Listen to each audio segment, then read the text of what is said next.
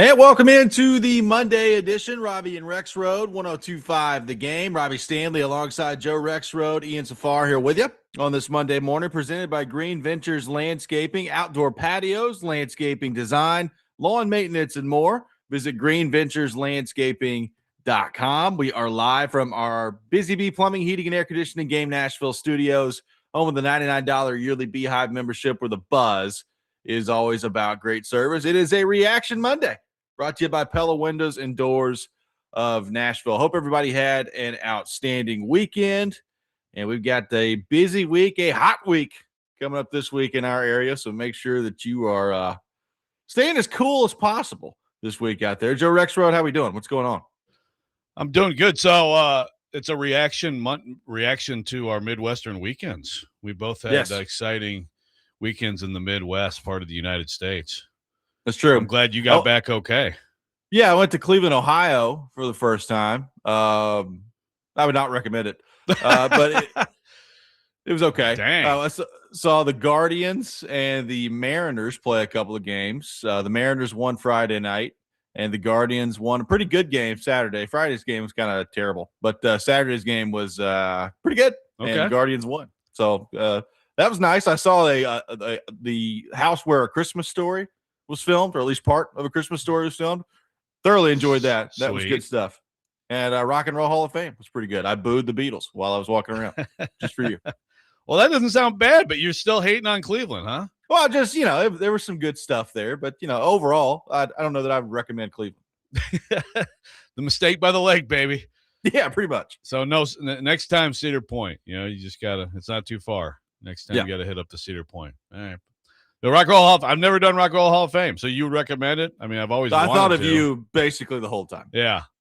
And I hope that there is a lot of Beatles there. There's a pretty good amount of Beatles. The Beatles and the Stones are like right next to each other in that thing. Yeah, that makes sense. Okay. Yeah. Well, good. Well, so people in the Rock and, or at least some artifacts from people that are in the Rock and Roll Hall of Fame that I would not have guessed. Like, for instance, like Jelly Roll's got some stuff in the Rock and Roll Hall of Fame. It's okay. Okay, cool. That sounds good. Rihanna, it's like, okay, is she rock and roll? All right, whatever. Yeah, it's like it really has become. It's like popular music Hall of Fame, right? Pretty much. I mean, that's kind of what it is. Yeah. So, but I wouldn't have guessed Jelly Roll. That's quick work from him to get in there. What? It's what? Well, it's just like it's like a jacket from him and something else. I don't know that he himself is actually in there. But it's something. Like that's a way to get people who aren't inducted. Yeah, there's no way he's an inductee. Right. So it was. So they still get as many artists. That's kind of that's not a bad idea. Yeah, but they have this board where you can like start nominating people of who the next inductees of the Rock and Roll Hall of Fame could be. Okay. And I just was keeping track that Creed has received pretty good amount of votes. Come on. I think Blink-182 was 15th on the list of nominations. There are a lot of nominations. So we're making some progress out there in the world of music, Is there anybody good on the list? I feel like everybody's already in the Rock and Roll Hall of Fame. There's a lot of people that are already in. A lot. Like Styx. Is Styx in the Rock and Roll Hall of Fame? They have to be. I don't know how they couldn't be. Yeah. I don't know. I don't recall seeing anything specifically of Styx in there. There's a lot of stuff in there. It's a gigantic building. Quick search is a negative. If they weren't. Quick search is the negative. Well, then that needs to probably move towards the top, right? So they're probably on that list somewhere. Probably so. I mean, if they're not ahead of Creed and Blink-182, I don't know what I'm going to do. Throw my AirPods away. Leave them out to be stolen. How was your Midwest trip? That was good. Great family wedding. Really nice time. On the way, of course, we stopped and went to a Dave Matthews show in Indy on Friday, nice. Of course, and then a nice family wedding. And I'm now kind of related to a famous sports figure. I don't think I should talk about. I don't think I should. Out of respect for the family, my family now. Yeah, but I would just say that I am now related in-law. Twice removed or something like that to one of the most famous sports figures of the last few years, actually. I would agree with that. If you want to, really boil it down. But yeah, I think that I think I'm just going to go ahead and keep that to myself, even though I just said it on the microphone and now everybody's going to guess. We're going to protect the anonymity of what that looks like here, I think, right? Yeah, because, congratulations to Joe and Grace for their wedding. Great time. And, families have famous people in them, The Stanley family has you.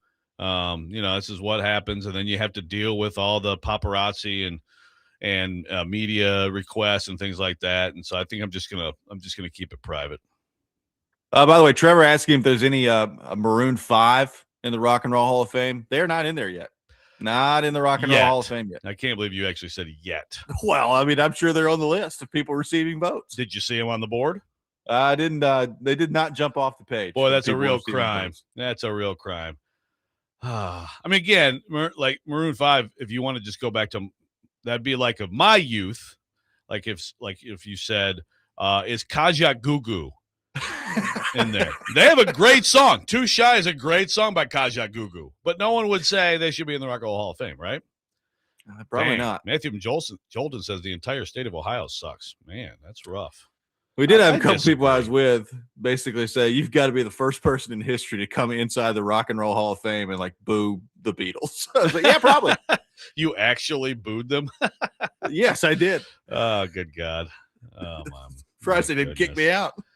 Yeah, you should be on a list now. Like like someone who steals from like a gas station, they put their face on the board. Yeah. Should be on the Hall of Fame. Do not let this man in. Yeah. Booed the Ian, Beatles. how we doing? What's going on? Good morning. Happy Monday. Just fine. Thanks. Glad you guys had safe trips. No trips to the Midwest for myself. Just hanging out at the house with the fam. Yep. Just trying to stay cool. Got out the splash pad.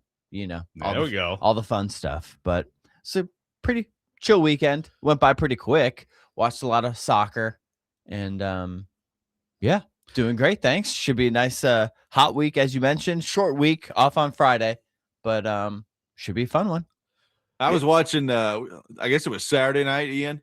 It was Algeria and Australia, Austria. That was wild. It was a crazy one. And we had just turned it over there where they were just basically kicking the ball back and forth, and it was 2-2. And it was like, well, okay, so they're just trying to run out the clock. We turned it back over to the other game. That was Argentina. It was wrapping up. And then all of a sudden, Algeria and Austria both score a goal. And it ends up 3-3. It's wild stuff. So we didn't even see it. We just changed the channel back to Argentina. And within about 3 minutes, they had both scored a goal. Yeah. And it looked like, and of course, Iran was needed. The draw knocked them out. They needed someone to lose. Yeah. Yeah. And so so it looked like it was over. And then Austria puts one in seconds away from the end of extra time, bonus time. Stoppage time. That's it. Yeah. Yes. Crazy game. How about, why do we only have, so the knockout round started yesterday. Yeah. And there's one game. Incredibly, Canada is in the round of 16. After watching their first game, I would not have guessed that. But why are we doing one game on Sunday, FIFA? People are into this stuff. They understood they couldn't go up against the Travelers Championship, and probably a good call by FIFA. But we had weather delay there. Golf. We could have used something. Golf going on yesterday. Scotty coming up clutch and forcing a playoff. That we get golf this morning, Joe. So good stuff for you, right? Playoff this morning, huh? Playoff this morning. Okay. 8 o'clock coming up. Well, there's Wimbledon on too, by the way. Yeah, I mean FIFA knew. If you're gonna have the Travelers Championship going on, just leave one game. We can't compete with that. Yeah, no one's messing with the old TC, as they like to call it. Yeah, that's right. Yeah. That's right. That's right. Quick trivia question for you both. Do you know what major sporting transaction in the history of Nashville took place 10 years ago today? Oh, that's got to be the PK Shea Weber trade. That is correct. It is the 10-year anniversary to the day of the Shea Weber and PK Subban trade, which in some ways, Joe, it's hard to believe that it's been 10 years. In other ways, it feels like it was 25 years ago. But that's today. 10 years ago, Shea Weber traded for PK Subban. That's wild. If I remember correctly, I know for sure I was in the Tennessee newsroom, and my sports editor Dave Ammenhauser was like, what? And I think it was Kevin Allen, who was at USA Today at the time, who broke that story. I think that's right. He did work for them at one point. And I'm pretty sure Kevin Allen got it.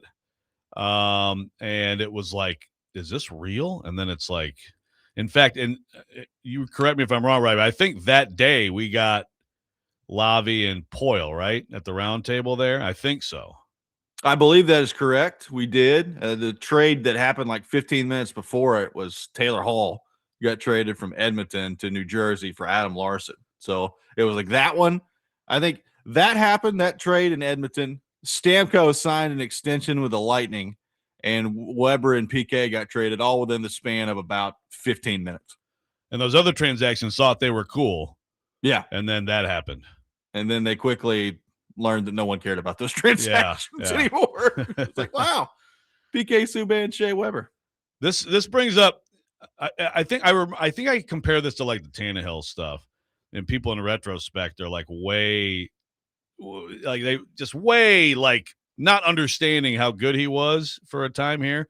And whenever I see a Preds fan who say they regret that trade, it just blows my mind. And again, no, it worked out pretty nicely. Yeah, I mean, it was a.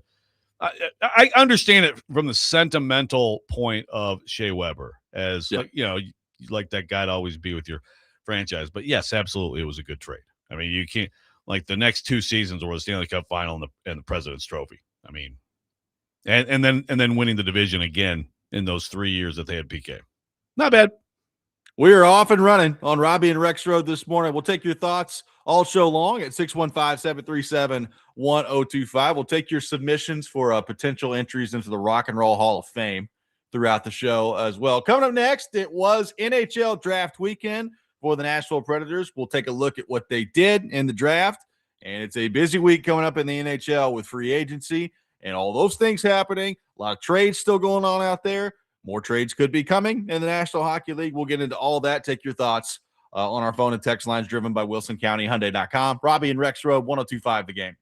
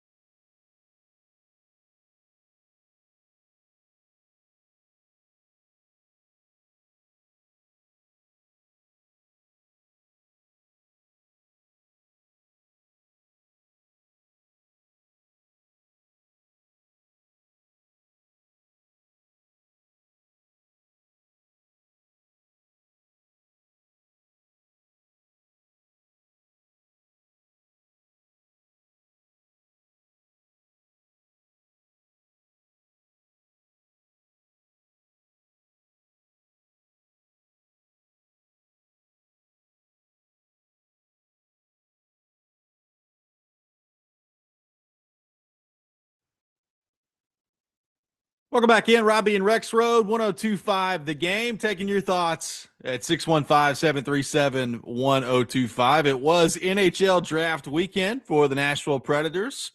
And a couple of interesting things that went down for the Preds. Number one, Wyatt Cullen, the selection at number 10 on Friday for the Nashville Predators.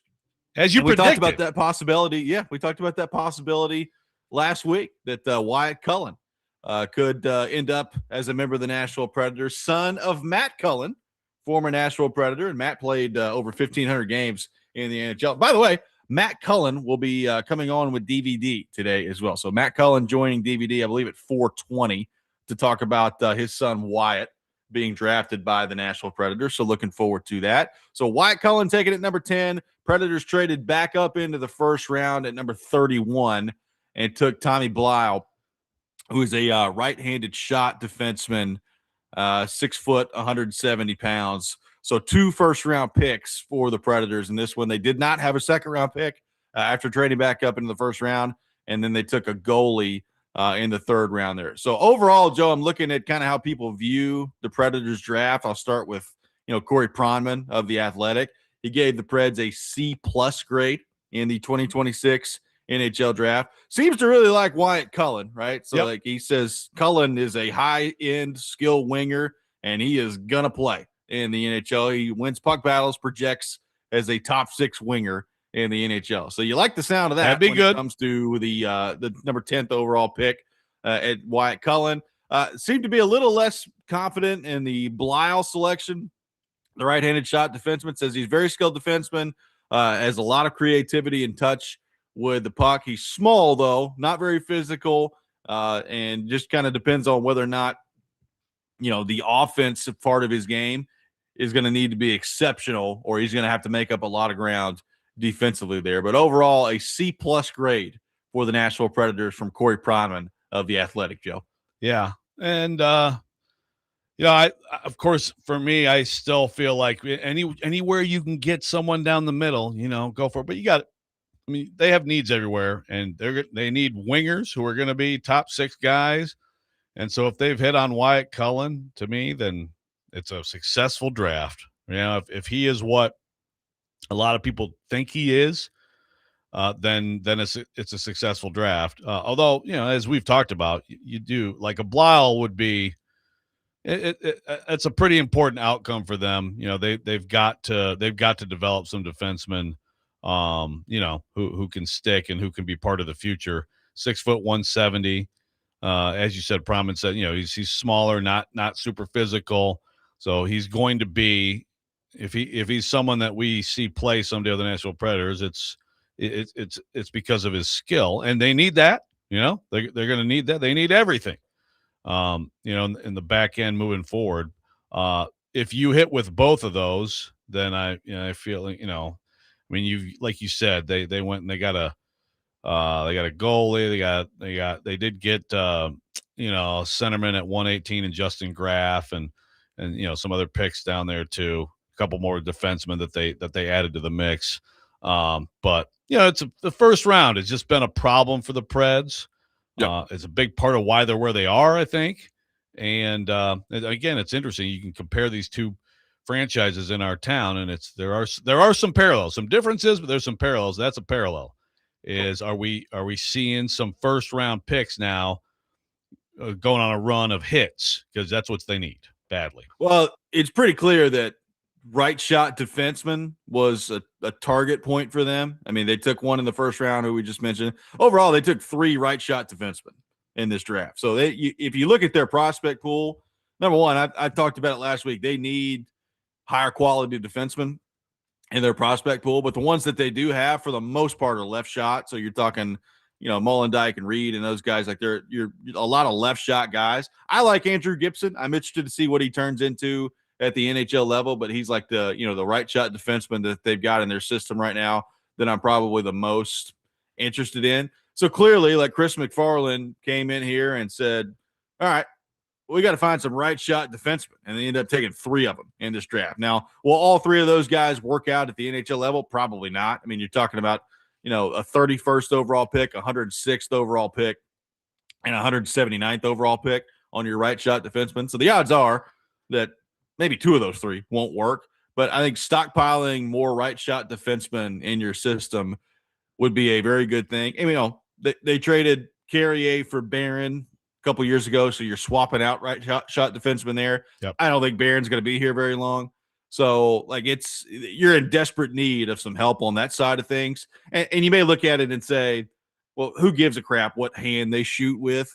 How much does that matter? It matters. Like, you need to have some right shot defensemen coming up through the system, and clearly that was a target point for them. Yeah, you got to be able to balance that out, and so now you've got some numbers there, to sort of even things out a little bit. Matthew Jolda says, I think guys like Makar do just fine without being physical. Yeah, well, that's Cale Makar. So no one is going to confuse, I think, Blau with Makar's level of skill. But yeah, that's no. But sure, I mean, there are smaller defensemen, skilled defensemen, not physical defensemen. And that's what if he's going to make it, right, then that's more what he's going to be. Yeah, for sure. So, look, Cullen is not going to play in the NHL this year. I mean, every time there's a top 10 draft pick, people ask if he's going to play. Cullen's not playing this year. We'll see kind of what his development path looks like. We talked with Adam Kimmelman about him last week, and he had a huge growth spurt this last year. He was really productive. So, look, it's an exciting pick. You're talking about a lot of pedigree with that family. How much does that matter when he gets to the NHL? I don't know, but it's got to help, right? Like the pedigree that he comes in with. So overall, like I really like the Wyatt Cullen pick. And then beyond that, we'll see. And that's basically, Joe, what the NHL draft is. Like, right. You talk about your top picks, and then beyond that, okay, we'll find out there in about 3-4 years what it looks like. That's what the NHL draft basically boils down to. Yeah, I mean, you hope there's a Yossi in there, a Arvidsson in there. Some of these picks, that non-first round picks that have become stars for the Preds. And somewhere down the road, we may look back at it and say, "Dang, that first McFarland draft was really good." But you got to have, that first round's got to work out for you. I'm curious, ahead, how much McFarland has to say as a new GM coming into the whole front office. Kelty and all those guys, Jeff Kelty they've done so much work. Is McFarland the final say? I would assume in this situation. I would hope so. But yeah, it is interesting. Yeah, I would hope so for sure, but it is interesting. It's also interesting if you're him. So you just left a different franchise and you're familiar. I mean, in his job, you're familiar with the scouts. You're familiar with with a lot of the impressions, especially on guys higher in the draft. And then you come over here to this building and say, okay, what do these guys think compared to my previous just now guys? That's got to be an interesting thing too, and probably helps him. Kind of figure out exactly what he wants to do with the whole operation moving forward. I would agree. Yeah, and I would imagine, yes, he's familiar with the draft coming in from Colorado, and obviously, like Colorado, when he was there, was having their own discussions about what they were going to do in the draft.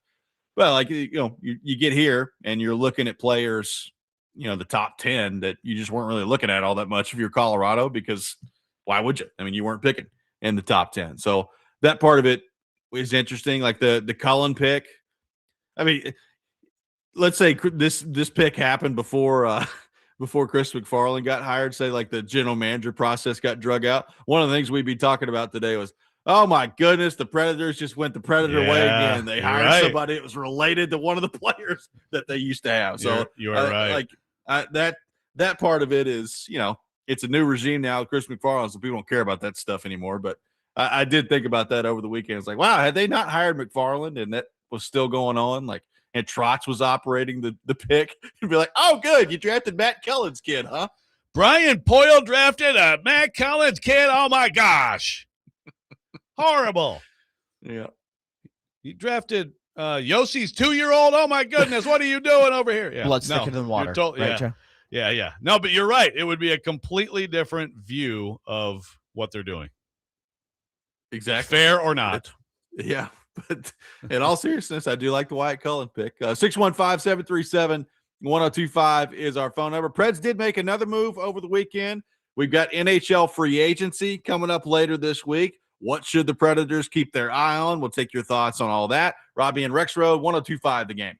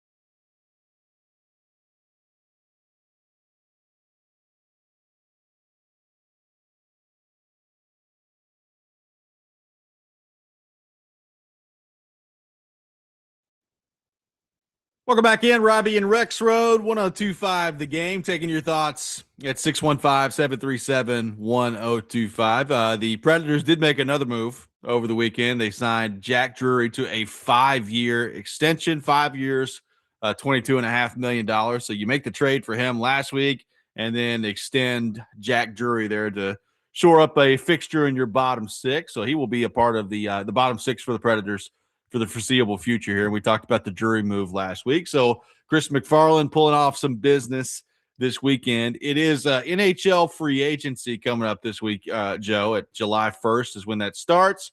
It is not a great NHL free agency class on the surface, as we've discussed, but maybe some names in there that the Predators could try to take a run at and could be intrigued by. We will get into those a little bit later in the show and, of course, throughout the week as well. But another interesting development in the league, Joe. So, we talked about this, the Team USA group chat. Well, add another one to the list.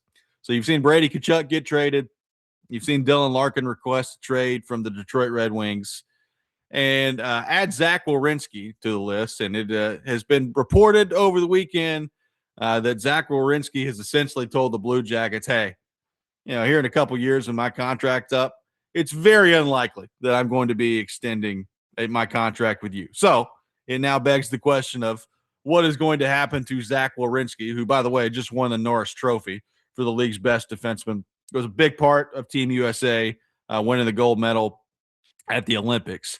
And Werenski, there's going to be heavy interest in him if and when the Columbus Blue Jackets decide to make him available. So Pierre LeBrun's put together a piece at The Athletic kind of going through a lot of this. There's going to be a ton of people that are interested in Werenski here. And, LeBrun points out, when you get down to the thick of it, it may be as many as 12, 13 teams that really try to take a run at this thing and see if they can get a Werenski trade somewhere in the books. So what do you make of that, Joe, of another high-profile NHL name potentially being available via the trade market this offseason? And should the Predators consider kicking the tires on the Zach Werenski front? Zero surprise, and sure. Yeah, sure. I mean, kick the tires for sure. I mean, someone like that, there's a lot of good hockey ahead. So, there's a difference between, I think guys later in their careers who are feel that urgency and okay, what is that team right now, as opposed to could you see a vision of a team being now? Can you see that here? I don't know. I think you have to get creative a little bit. It could happen, but it's there's not a lot going on right now. Your best players are quite old or getting there quickly. You've got some prospects that obviously people are excited about. But also we're not talking about a free agent, we're talking about a trade. So yeah, I mean, I think you kick the tires.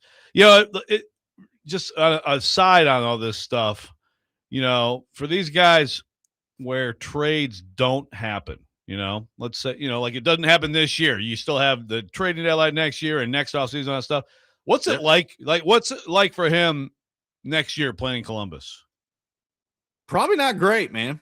If you're, I don't know, if you're a player in that room and you're seeing all this happen around the league right now, it's on the one hand, it's a different era in the NHL. You're seeing a lot of players basically take control of their situation. And I think deep down, the NHLPA kind of likes that. But if you're a player in Columbus's room, it's all right, well, you've got, Kirill Marchenko and a lot of these younger players that you feel okay about. And you've got the leader of your team and the best player on your team basically saying, yeah, I don't really want to be here. That's what it is. So that part of it's interesting. And LeBrun kind of lays that out in the piece that he's talking about here. You don't have to trade him right now if you're Columbus, but because of that, because of that kind of dynamic, it makes it pretty interesting to see, how quickly they want to get this done, because you're right. What happens if he isn't traded by the time camp rolls around and he rolls in there and the players are like, oh, so you really don't want to be here. I mean, it wouldn't be the first time that's happened, but I do remember, when Matt Duchene was trying to force his way out of Colorado and get traded there. He was not overly popular in that Avalanche locker room that during that time when the trade stuff was going on. Yeah. No, so it's the locker room, it's the fans, and and it's uncomfortable for everyone, Yeah. But that's part of the deal. If we're going to have this new era of player autonomy and stuff like that, and sometimes it's like sometimes it's not going to work out, but sometimes you wonder if a team takes something less because they just want to get rid of the situation. Like, we're trying to sell season tickets now. We're trying to tell people to come out and see our best player who doesn't want to be here and is playing here basically against his will. How does that work? Well, and that franchise in particular, like Columbus, I mean, they have basically throughout the entire history of their organization seen their best players leave, right? Yeah. Like, and that's why, I mean, God rest his soul, Johnny Gaudreau, and that thing was so tragic because like he was basically the first person to like actually choose Columbus, and then obviously just a horrible situation that went on with him. But like Rick Nash eventually left, Panarin was there for a little bit, he left. I mean, Duchesne was there for like 6 weeks. God, he left. Like, and they had a little run too. Yeah, they had a postseason run. Yeah, like they had Bobrovsky. He ended up leaving. Like, there's they've had a bunch of guys in there that are relatively decent star power that have never stuck around, and some of that is because the teams haven't been that good. Some of that, it's like if you're the owner in Columbus, it's like, good grief, like we can't keep losing people. Like, we can't be known as the place that just loses everybody all the time. So that part of it's going to be interesting. Like, as far as the Predators and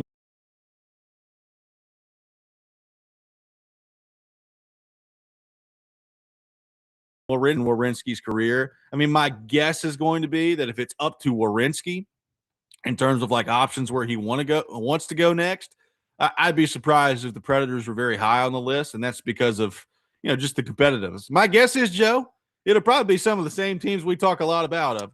I bet Werenski wouldn't mind going to Vegas, or Werenski wouldn't mind going to Tampa or Dallas or whatever it is on that front. My guess is those are going to be some of the places that are at the forefront of where he wants to go. Yeah, they can't have all the good players. They cannot. Let's spread it out a little bit, huh? What do you think? What about one of these guys going someplace where they're a little bit more on the ground floor or something? Maybe so. Would that be so bad? There's thoughts that maybe Philadelphia gets involved here. LeBron even threw the Leafs out there. Like, hey, so keep an eye on the Leafs. Interesting. Would that repair relationships between Canadian market and American players if Werenski got traded to Toronto? We'd all be friends again. I guess so. Yeah, it's a very interesting. I mean, look, there's some big trades there at the draft this weekend too. Like Pavel Dorofeyev from Vegas got traded and immediately signed an extension in New York. Like, there are a lot of moves going on, and I think part of what we're seeing, Joe, is exactly what we talked about leading up to all this. Is people are looking at the free agency class, which starts on July 1st, and saying, yeah, thanks, but no thanks. We'll try to handle some of our business via trade. Yeah, I feel like people don't even want to like acknowledge the free agency period. So it's like, it's just, I mean, everyone's gonna, sign, whatever you want to call it. It's like Plan B. It's like the whole thing is Plan B free agency. Yeah. But like, there's really going to be nothing out of free agency where I was like, whoa, they got that guy. I mean, it's the worst I've ever seen. Speaking of like signing, I got to say, Robbie, real quick, the Drury contract, like when you first see it, with like in the old mindset, the cap's going on, but I'm like, God, really? Like the number, I get it though. Like, I mean, that's not a ton even for like a guy you can count on the bottom six, $4 million plus a year, but like not that long ago, that's like, what are you doing? Oh, it would have been a stunning number not that long ago for the production that's there. Right. It would have been stunning, but that's, it kind of shows you good for the NHL going. It's good for the NHL and it's good for the players. Like, when Michael McCarron signed his deal in Minnesota, some Predators buddies texted me like, they paid Michael McCarron how much? I was like, yeah, man. I mean, that's what it is. Big sexy in the NHL now. So like, there's a little bit of sticker shock when you first see some of these prices. I'm interested to see how much of that happens with the free agency part of this. I don't think it's going to be that much. Like this free agent class is just horrific. It is. Like it's just Crazy. awful. And there are some names in here that would have been great to be free agents in 2017, but Yeah. it's a long time ago at this point. So, I mean, it's as bad of a free agency class as I can remember. No, I don't even think. I mean, every year there's always a top, at least like 2 or 3 that are like, okay. I mean, there's nothing. I haven't seen anything close to this bad. I'd like to see a ranking of that. I'd like to see a ranking of that too. And look, you don't need to, if you're the Predators, you don't have to like the whole class to go in there and sign, a couple guys that you feel like can help your team. And I'm sure they will. Like, I'm sure they'll sign a couple of people, and then we'll see kind of what that looks like here. But it's just you're not getting any game breakers when it comes to free agency in this year's class. I mean, hey, I think our good pal Colton Sissons is an unrestricted free agent. So maybe bring him back home, Joe. Who knows? Okay. Guy's a postseason performer. That's true. I don't know if he'll be playing the postseason here. That's true. But if they were to get to the postseason, he's going to show up. I hope Colton gets paid like way more than you would think Colton Sissons should get paid. I agree. He absolutely deserves it. I agree. Texas says somebody's going to give Bobrovsky by $8 million. Maybe. I mean, I'm interested to see. I mean, he's one of the names that I'm interested to see what happens. He's 37 years old, obviously a very accomplished goaltender. But what is somebody going to be willing to give Bobrovsky in free agency this year? That part of it's going to be very interesting. 615-737-1025, our phone number. We will take more of your thoughts on the Predators. We'll get into the World Cup coming up here in just a few minutes. Cory Curtis will be with us at 8 o'clock on the program. All that ahead. Robby and Rexrode, 1025 The Game.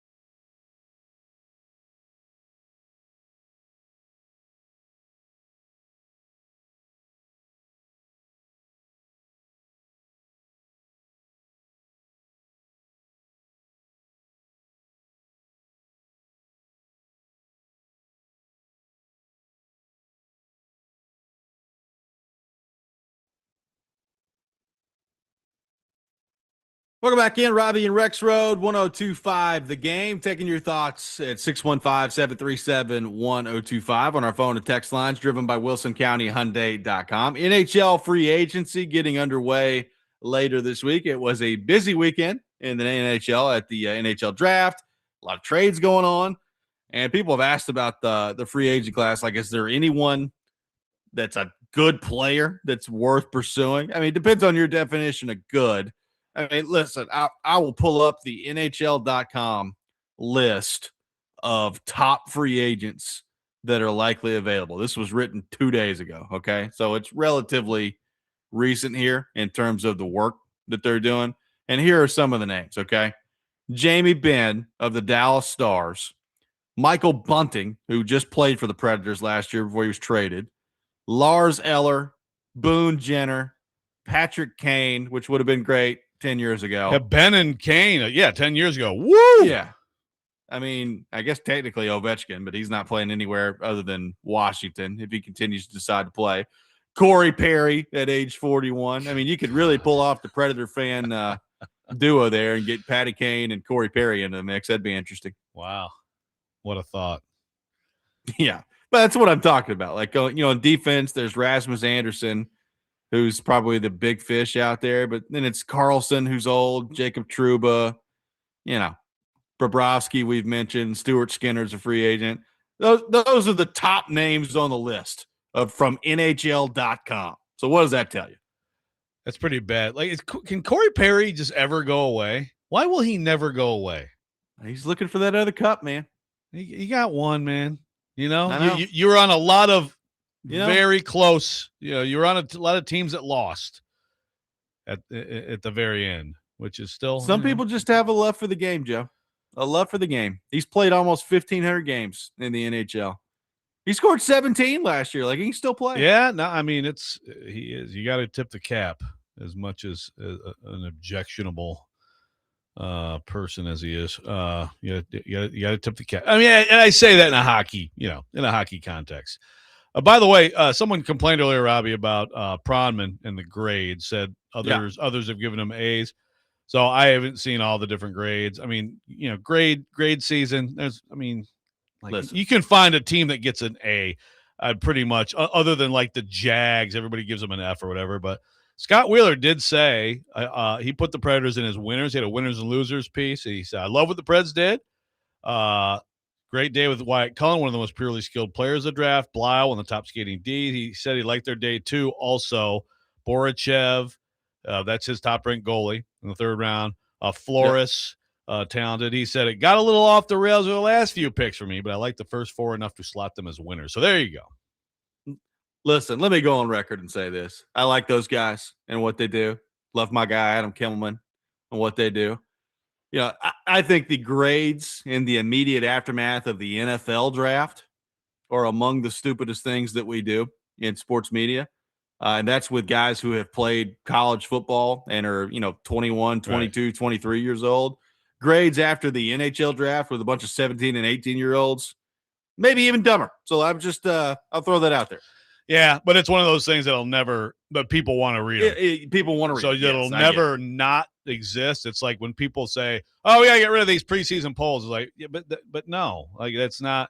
People want to know, like, how's my team look on paper compared to other teams? Like, people would absolutely riot if you got rid of preseason polls, even though some complain about them. And yeah, you're totally right. I mean, we should do. I have seen some outlets do this with the NFL draft, like, okay, let's go back now 4 or 5 years or whatever, and let's read or let's regrade them or let's go back and look at the grades and laugh, right? Yes. So I like that as part of it, but yes, the instant reaction to this stuff is just like, I mean, like, people know people know the top prospects, and these guys spend a lot of time watching them, and so they have their opinions, and they're informed, intelligent opinions. Sure, but even that, like you said, I mean, go back and look at these drafts. Yeah, sometimes it's like the obvious, very top of the draft, like that kid's going to be a star, and everybody's right, but man, everybody's wrong. Well, so much. Look, and I just don't know what's going to happen. Over the years, I have talked to some general managers around the league, just kind of, BSing about the draft and trying to get a sense of how they approach things. And I've had several GMs basically just look at me and say, yeah, we do a lot of work into this stuff. But after about, midway through the second round into the third round, it's just a lot of throwing darts and hoping they stick, right? Like that's what it is in the NHL. Of when you're drafting a bunch of 17 and 18-year-olds that are from all these different leagues scattered across the world, a lot of it is just throwing darts and hoping that you find a couple diamonds in the rough that maybe somebody does run into a growth spurt that you didn't expect, or maybe somebody really gets a lot better from the time they're 18 to the time they're 20. And if you redrafted them, if they were 20, what would that draft look like? How much higher would they go? I mean, think about that in football terms, right? Like, think about drafting Cam Ward at 18 and where he was, and think about where he ended up being in Miami and being the number one pick in the NFL draft. I mean, it's so difficult to compare those things because there's just so much difference between a 17 and an 18-year-old versus, a 22, 23-year-old entering into the NFL. It's just completely different things. Yeah. Yeah. Like if you did go back to that, the NFL could go back to like, what was the most they ever had? Like 15 rounds or something. You could go back to 15 rounds and he wouldn't have gone, Right. And then there's other flip side of that too. I'm trying to I mean, there's certainly there's examples, but someone who coming out of high school was a huge recruit who some people thought might have been NFL ready. And then by the time you got through a few years of college, wasn't even really a prospect. Well, I mean, like Spencer Rattler. Spencer Rattler is supposed to be amazing. That's a good one. And then, I mean, he's gotten into the NFL. He's played in the NFL, but I mean, if you would have drafted like Spencer Rattler was a really high recruit and it just didn't materialize in the NFL. At least it hasn't yet. So like you can find a bunch of guys that kind of fit into that category. I mean, Nico, I don't know what's going to happen with Nico. I think he does have a chance to get himself, make himself draftable and all that stuff, and be it. And who knows? Maybe even, but maybe not. Maybe it won't work out. And that's a guy who people would have put a futures pick on him for sure coming out of high school. Yeah, for sure. They would spend a high pick on him. You always spend a high pick. Like, so I guess what I'm saying is the NHL draft here, we'll find out about these guys here in a few years, but it's just such a crapshoot when you get beyond the top guys. And look, frankly, like at some point the Predators are due to find like that forward. And we talk about the highly drafted forward all the time, but at some point the Predators are due to find some dude that just kind of walks in that was like a 5th round pick and ends up being a great player. Like, Kucherov in Tampa, he's picked in the 3rd round. It's like, it's amazing that happened, right? Like you go back and look at it and you're like, how could this many people have missed on Kucherov for as long as they did? Well, I mean, you start drafting these people when they're basically children, things change over time, right? And, the Red Wings, when they drafted Datsuk, like, my goodness. Back and like when he's 7th round, like they needed that luck at that time. They were already signing everybody, and then oh, by the way, this kid, check him out. What? Right. Yeah. Like, I mean, you can go through a lot of teams that have basically thrown a dart at a board and ended up getting extremely lucky throughout the process of it. We talk all the time about the top picks, but the Predators probably do one of those guys as a forward at some point along the way. I mean, they got one of those guys who was on our show last week when it comes to the goalie part of it. He was drafted in a round that no longer exists and ends up being a Hall of Famer. So the Predators have had that type of luck before in the NHL draft, but it's, they're probably due one with a forward. Yeah. I mean, I guess you could count like Tanner was an undrafted signee who like that's a great signing. And he ends up like Hornquist was the last pick of the entire draft. Yeah. So that worked out pretty nice.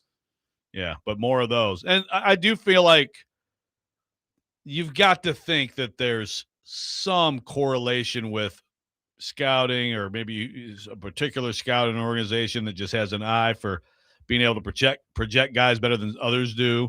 You see something that others are missing or whatever. I mean, like it's luck, but also, you hope that obviously you're an organization that has that happen to you a little more often because you've got some people with keen eyes. 615-737-1025 is our phone number, 615-737-1025. We will get into the World Cup, the round of 32 coming up next. Look ahead to what's in store for Team USA. Cory Curtis will be with us at 8 o'clock on the program. All that coming up. Robby and Rexrode, 102.5 The Game.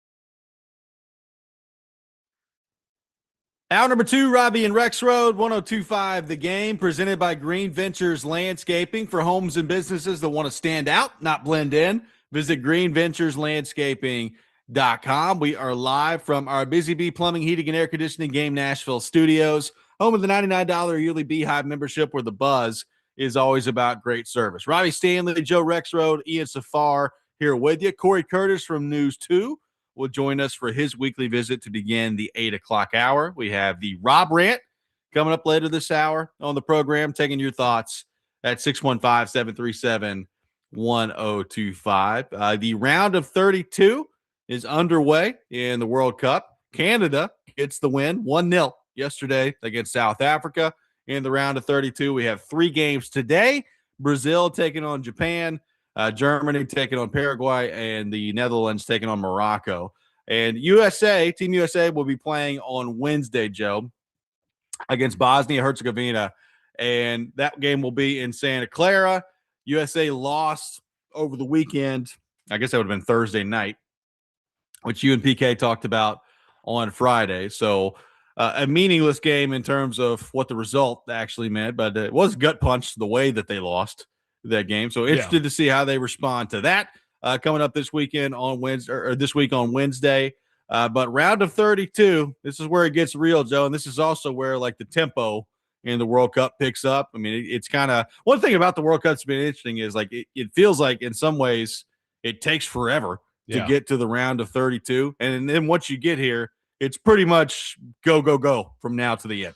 Yeah, group play. And again, this is, we've never seen one like this, expanded to 48. I think it's been cool. I think some of the stories of some of the teams that wouldn't have been in have been some of the best stories of the tournament so far, but it's different. I know traditionalists don't love that. And also the hydration breaks, although I guess it seems like they've kind of adjusted that. They've done more of like the have it with that, like just have the commercial off to the side type thing or whatever. But it's, so it's a different tournament. Obviously, when you knockout round, everybody's used to that's 16, so this is a knockout round at 32. So, but I mean, I complained earlier about one game yesterday, and you've got 3 games. You got huge favorites here, right? With, well, I mean, maybe Brazil. I'm actually, it's interesting. I'm looking at the lines right now. Like Germany's a huge favorite over Paraguay. Yeah. Like that should, they should roll. Brazil, you would think would roll Japan. They're not as big favorites based on Vegas as Germany is. Then you have Netherlands, Morocco, which I feel like is, I don't know. That seems like I could see that going either way. But then you watch one of these. I bet you one of these games today will be like tied late, and massive drama with the possibility for a huge upset. There is more possibility for the holy cow upset when you start with the round of 32, the knockout round. So maybe we'll get some of that, but it's pretty cool that we got 3 games today. Well, by the way, in case you're wondering on the odds front, the U.S. is a huge favorite against Bosnia coming up later this week. I mean, I think U.S. on FanDuel is minus 800 to win that game. Holy That's cow. pretty Really? minus 800. Yes, they are. Now, I mean, you're looking at some of the other ones. France is minus 1,000 to beat Sweden. I think there's another one that's bigger than that. Yeah, Spain is minus 1,200 to take down Austria. So there are some huge, like Argentina is minus 2,000 to take down Cape Verde. So there's some massive favorites in this round, but yeah, U.S. minus 800 against Bosnia. So what is that FanDuel you're looking at? Yep. Yeah, because ESPN has U.S. minus 270. So that's a big gap. Yeah, that is a big difference. That sounds more accurate. That sounds more reasonable to me. I mean, certainly U.S. is better, especially the way they've been playing this tournament. But yeah, like the Argentina Cape Verde, like that's your Fairleigh Dickinson beating Zach Edey and Purdue or whatever. Whatever, however you want to make that might be. Yeah, I mean that would probably be because PK brought up, the Miracle on Ice last week, and it's like none of that. I mean, I guess the U.S. winning this tournament would be something comparable, maybe, because it's just unthinkable to beat a Spain and then like a France and whatever, a Brazil, Argentina, whatever it is. You would have to win, you would think, ridiculous games in a row. But there's no single game like that. But like Cape Verde beating Argentina would probably be somewhere in that range, right? And that's fun. I would think so. Yeah, that's fun to have that, even as a possibility. So that is that's not until Friday. Okay. So, but like you said, now it's going to start, U.S. plays Wednesday, hopefully wins. Are we saying we? Because PK says we, and I'm generally like against we, but I do find myself tripping when I say U.S. Like, should I just be saying we? I mean, we are about to celebrate our 250th anniversary as a country this week. We probably say we. True. I mean, I have no soccer skill, but no, you're right. Okay, so we. So if we win on Wednesday, I believe that we will win. There you go. Yes, nice. there we go. Nice. Then it's not long. You go boom. You go immediately to Monday to the 6th. Yeah, exactly. And play again. And so it's like you said, it accelerates, which I think is good. It's been fun, and especially at this time of year in the sports calendar, it's like, sure, give us soccer every day, but it's about to get way more exciting. Alex says part of the U.S. odds is Americans betting on the U.S. and driving up the odds. Basically, it doesn't make sense to ever bet on U.S. soccer. This is from Alex. I mean, minus 800 is crazy to me. Like, yeah, I'm just telling you what it says. That's what it says. But that is, I mean, I wonder how much that number has been affected by betting on that sports book, right? I'm sure. I mean, I would assume some for sure. People need to keep calm down betting on us. Yeah, exactly. JC in Goodsville says, don't sleep on Japan versus Brazil today. I'm with you, Joe. Like Brazil is not as heavy as a favorite as I thought they would be. Now, I will say on FanDuel, I guess FanDuel's just got different lines than ESPN. FanDuel's got Brazil at minus 300. Yeah, that's about. I mean, that's probably about what I would think. And this is minus 135, minus 135 on ESPN. Yeah, I would think that there'd be at least a little bit of a gap there, but yeah, who knows? I mean, Brazil is definitely not. This isn't like a vintage Brazil team like they've had in some other tournaments, right, Ian? I mean, I'd say that's probably fair. Yeah. Argentina, meanwhile, Messi, just every time he touches the freaking ball, would he come out in like the 65th minute the other day or whatever, and it just immediately scores? Still scored. Sure. It was hilarious because it was like I was watching that game.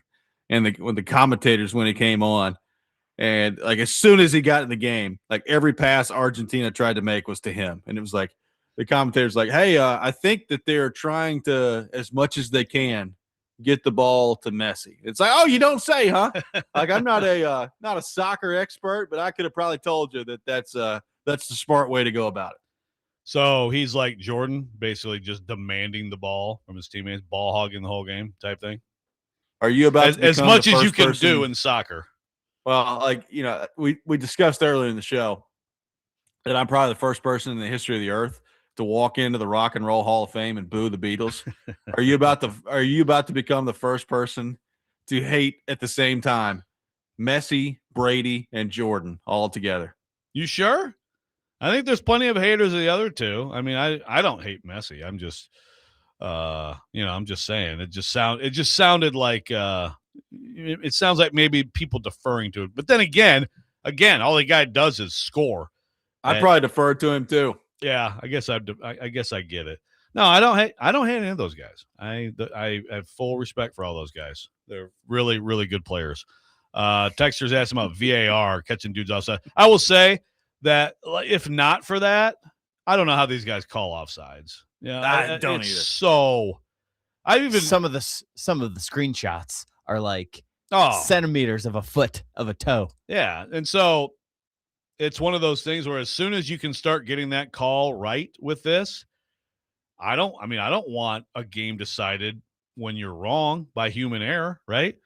Like if you're gonna, and I understand people saying, you know what, I would be okay if it's like if someone's blatantly offsides, again, like cherry picking, then call that. And if not, and if they're basically in the same range of each other, then who gives a crap? But once we start doing this with the VR, a centimeter, a toe, how do you go back, right? It's got to be precise. So I guess I'm fine with it. And someone called in regarding the bets. Apparently, a lot of the money lines and stuff has to do with extra time versus regular time. If you need regulation, or if it's tied going into extra time, I don't know. Huh? But once we're in the knockout round, like you're going to have a winner. There will be a winner. Yeah. So it's whether or not you've won, penalty kicks, draw, or loss before you get to extra time. Some of it's regulation, and then you tack on the extra time, and it messes with the odds. I don't exactly know, but okay. Apparently that has something. Sounds to do like with a good thing for me to avoid then, if I can't even understand it. Josh says, Joe, gonna make a bet. Yeah. Josh says, Joe, stick with your gut. Please don't say we/us. You and I aren't going to be on the pitch. Yeah, I know, man. It's hard. I've ripped to people on this program, people we work with, for saying we. Yeah, but it's different when it's America. Yeah, when you're talking about the Olympics and stuff. Like there was a whole lot of I was throwing around when we were talking about U.S. beating Canada. Yeah. No, you're right. It is different. It's just like when I'm so used to it in any sports team context, and I rip people for it, I have to make a decision. I'll do we. Okay. I'm sorry, Josh. I'm not sticking to my guns, man. I'm going to be a total homer. Okay. In some ways, I'm kind of stunned that Kuharski does we. It kind of feels so anti-Kuharski. Well, that tells you something, right? Right. Yeah, it is. Does. It's a very contrary to Kuharski's general mindset. But yeah, if he's going to do we, then I'll do we. Let's do we. Now I feel like playing we. God, I kind of miss we. Remember we? We was fun. Yes. I'm stunned you remember we. Oh, man. We used to have a blast when kids were little. We got a party Wii. one. Yeah. Like the Wii, like the tennis, and oh yeah, dang, I miss that. The golf one, yeah. Bowling, yeah. Wii Sports was bowling good stuff, was man. good, yeah, on Wii, nice, yeah. Okay, we love Wii. Subscribe to our YouTube channel at 1025 The Game for live shows and exclusive content. You can join our YouTube chat, which I'm sure we'll be having a lot of fun with the Wii conversation that we just had. More of your thoughts on the World Cup coming up next. Robby and Rexrode, 1025 The Game.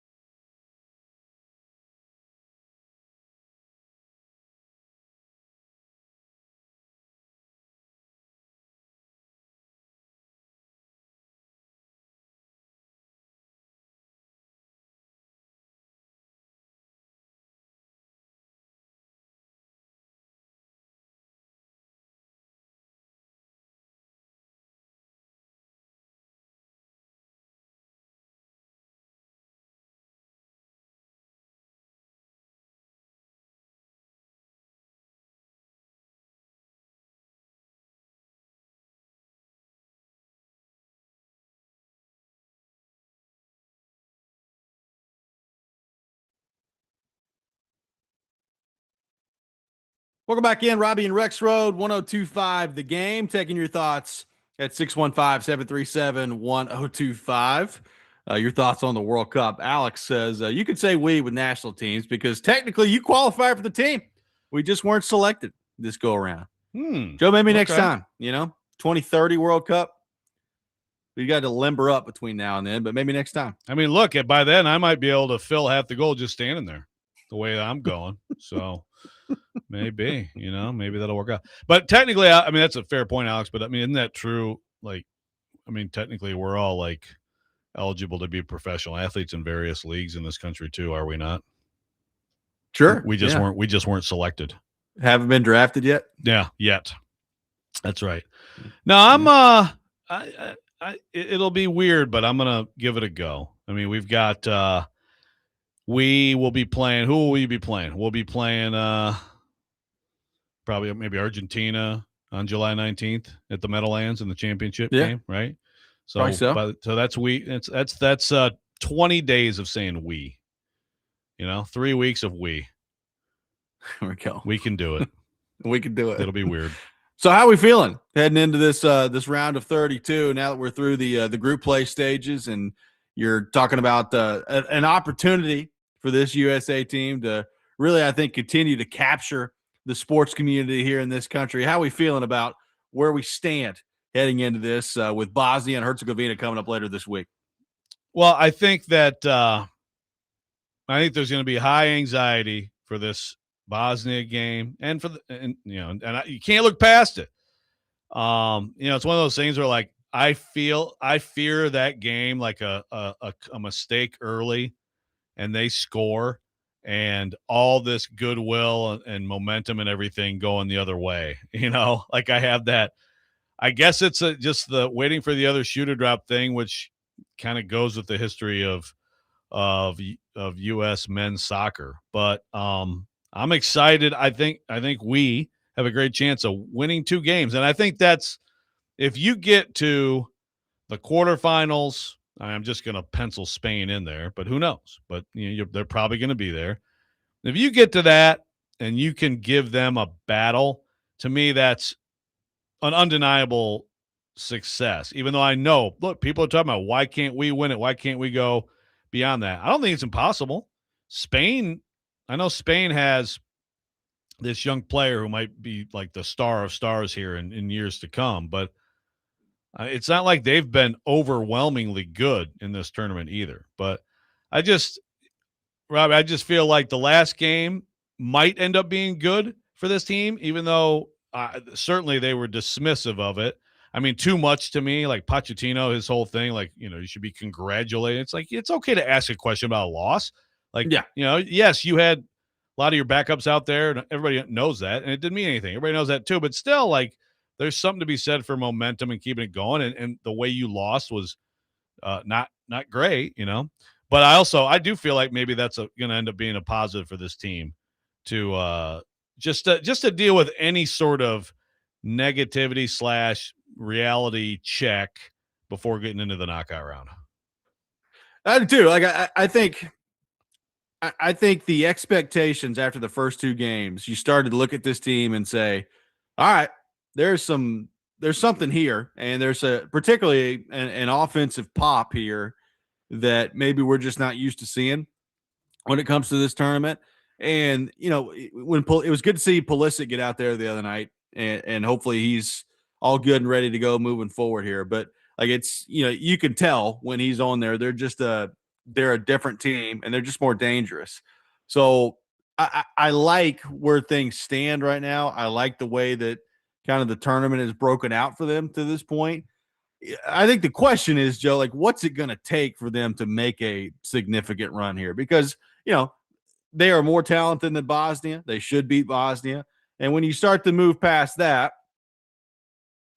how quickly do you run into a matchup where you look at it and you say, all right, well, this could be a bit of a problem here in terms of just being outclassed. Like what's the difference still between the U.S. team and teams like Argentina and France and Spain and all these teams? Like, how good are we, I guess is the question that I'm asking. But I feel I feel good about it from the standpoint of like it feels like they can actually be a threat out there, possess the ball, and generate some offense. Where there have been so many times in the past where you've been watching either an international match or certainly a World Cup match where it was just like, yeah, they're going to get cooked. Like they just have no chance walking into this. Or even I think some too, where it's like where they're hanging in fine possession wise and all that stuff, and they're protecting their own end, but you just don't see like how are they scoring?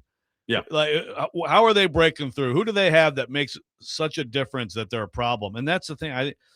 I can't wait to see. Well, I'm excited about the next game, and hopefully there's another one. But I really want that Spain game to happen because that's where you find out. And Pulisic and Balogun, I mean, to me, it's not. We have not seen, like Landon Donovan, I guess it was like an 0-2 in particular. It was like, wow, like someone who can finish. But I don't think we've had anything like this, like these two guys in particular, along with other really good players. McKenny's really good, and Adams in midfield is really like.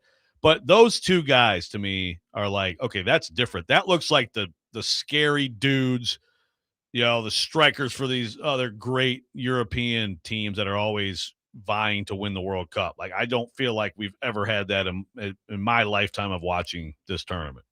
No, I think that's fair. And I think that's what makes it exciting. And, it also makes you think about, okay, well, what's that going to look like in 20 years? And we've had that conversation of, what that could be. But like, people are asking why not right now?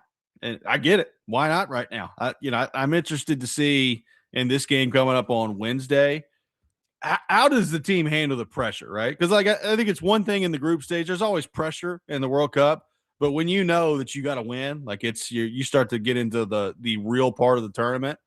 Does the moment become too big? Is this a team that can handle that type of pressure? And some of that's what makes the World Cup great, is because we have seen countless occasions of teams fold under that pressure. I have no idea what this team is going to be like in that perspective. Like, can they handle what is going to be mounting pressure as this thing continues on here? Yeah, it's going to be fascinating to watch. Didn't handle it great, late in the last game. But again, it's just like one guy, I forget who it was. PK was hammering this one guy in defense who was very bad in that game, who won't be playing in this game. So you got to remember that. It's just there are some guys out there that just aren't going to be out for this one. So if I put this in basketball terms, this maybe isn't exactly right, but I look at this like this Bosnia game, like U.S. is a 7 seed. Okay, that's how I look at it. U.S. is a 7 seed in the NCAA tournament. Okay, so like I look at this as like this is a 7-10 game between U.S. and Bosnia. Now, is there more of a gap than that? Maybe, but I kind of look at it that way. Like the 7 should win. If the 10 wins, it's not the biggest shocker of all time. Then it's like, I guess basically you win, it's like another 7-10 game, something like that. Like you're better, but you could certainly lose either of these games. And then if you get there, it's like in the NCAA tournament, it's like a 7 playing a 2. That's because Spain. I mean, some people. I mean, I don't know. I don't know what the odds have right now. I feel like most people still look at like France and Argentina as better teams than Spain. Yeah.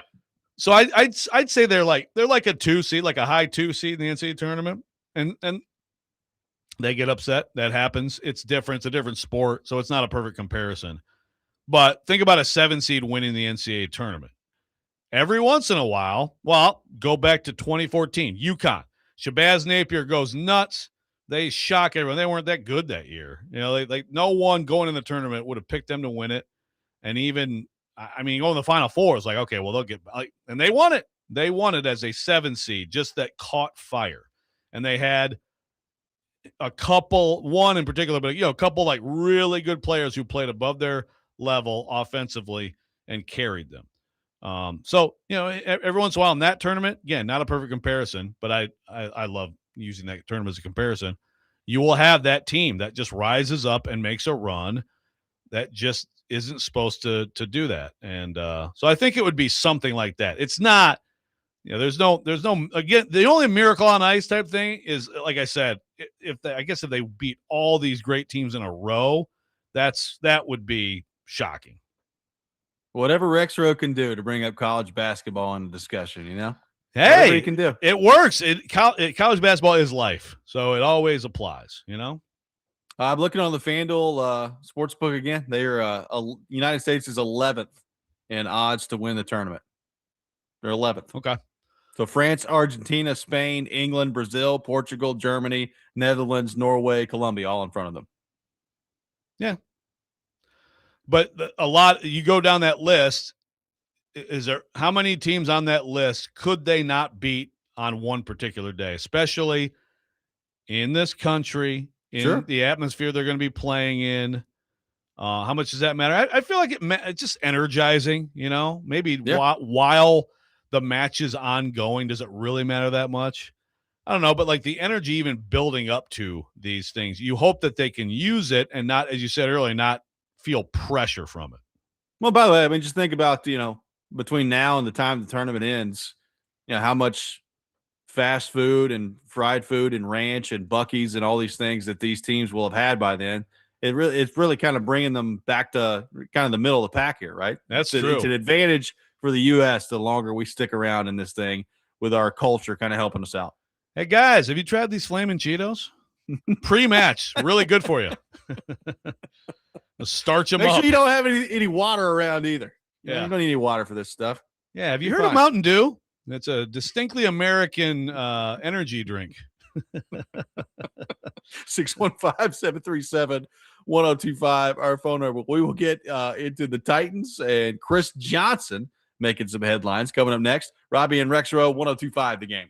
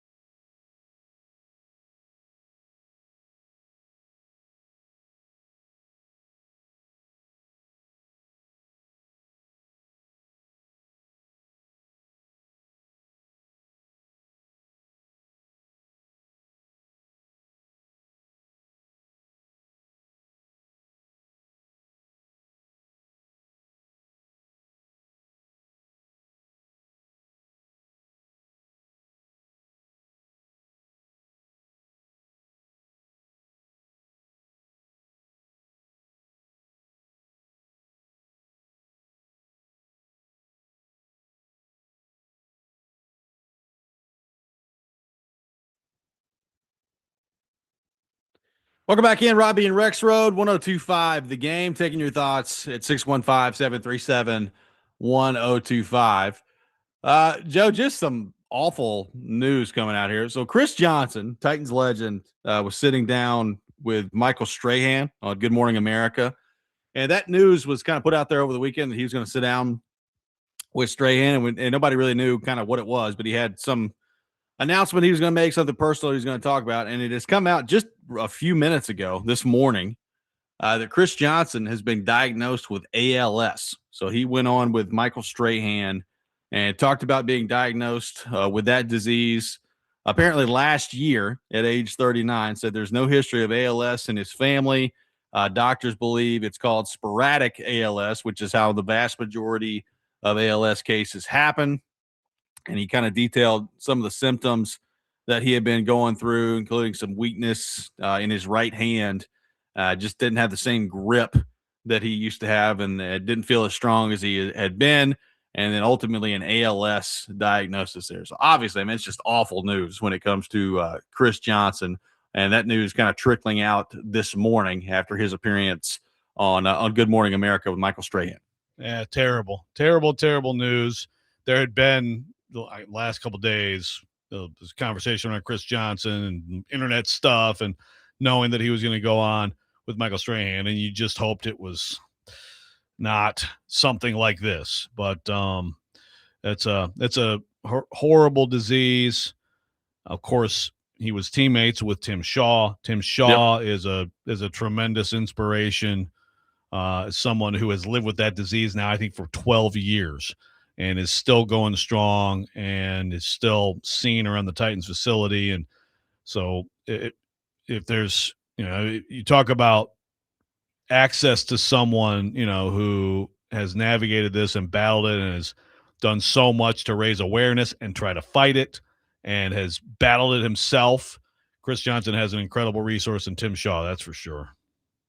Yeah, for sure. And, Tim Shaw, obviously, I mean, he has been an inspiration to everybody that's been around the Titans over the last decade plus. Chris Johnson, again, saying that ALS has been the diagnosis. I found out sometime last year. And basically, one of the things he told Strahan this morning was, look, you got basically two choices. You can just give up or you can fight, and I choose to fight. So good to see Chris Johnson approaching it the right way. And he talks about in this interview just kind of what's in front of him here, and what he's going to try to do and help with research and all those things. But he also, he said this, quote, "I can't even hold up a cup if I try." And that's despite being diagnosed relatively early and doing everything that we can, including participating in multiple experimental treatments. That's why early detection, more research, better treatments are so important. We got to give people a better chance than what's available today. So Chris Johnson, again, sharing that news this morning. Look, you're talking about just an all-time player when it comes to this franchise. And look, people are asking about, are there any links between ALS and his football career? And, I'm reading a story from ABC News right now that just says, researchers have studied possible links between ALS and factors such as injury or physical activity, but no confirmed cause has been found for this. So they don't really know kind of what is leading to all this. Yeah, it's an insidious, awful disease. One of many, but it's one of the top that comes to mind for me of diseases that we still don't know enough about. There's been a lot of progress made. Obviously, Michael J. Fox and some of these people who they're high profile people who have had it. There've been some gains made. I feel like there's just a lot that needs to be done on ALS. And of course that football thing is going to come to mind. It's crazy to think that the two guys who were on the Tennessee Titans together, 12 years ago, both have ALS diagnosis. But, it's so that obviously you can look around at all different kinds of people also get ALS, so you just don't know, but there's still so much more to learn about it, to try to fight it. So much more to learn about the brain. Well, I'll say this too. I think it takes a lot of courage to hop on national TV and talk about your own personal medical diagnosis, right? Like, Yeah. especially when it's something as shocking, and he used that word several times. It's as shocking as this and as devastating as an ALS diagnosis can be. I mean, it's, a lot of credit to Chris Johnson for hopping on national TV and basically starting talking about it and being an advocate for it and all those things. So shout out to him this morning on that. It's just, it's kind of stunning to sitting here reading this, talking about, when you think back to, it wasn't that long ago where he was in the backfield for the Titans running for 2,000 yards. And it's just kind of stunning to see a diagnosis from anybody, but for somebody like that, you used to think of as one of the best athletes in the world with the way that they ran. Right. Like you think about, I think in general, you think about diseases, you think about terminal illnesses and things like that. And whether it's fair or not, think about like how healthy is the individual, So when you Right. see,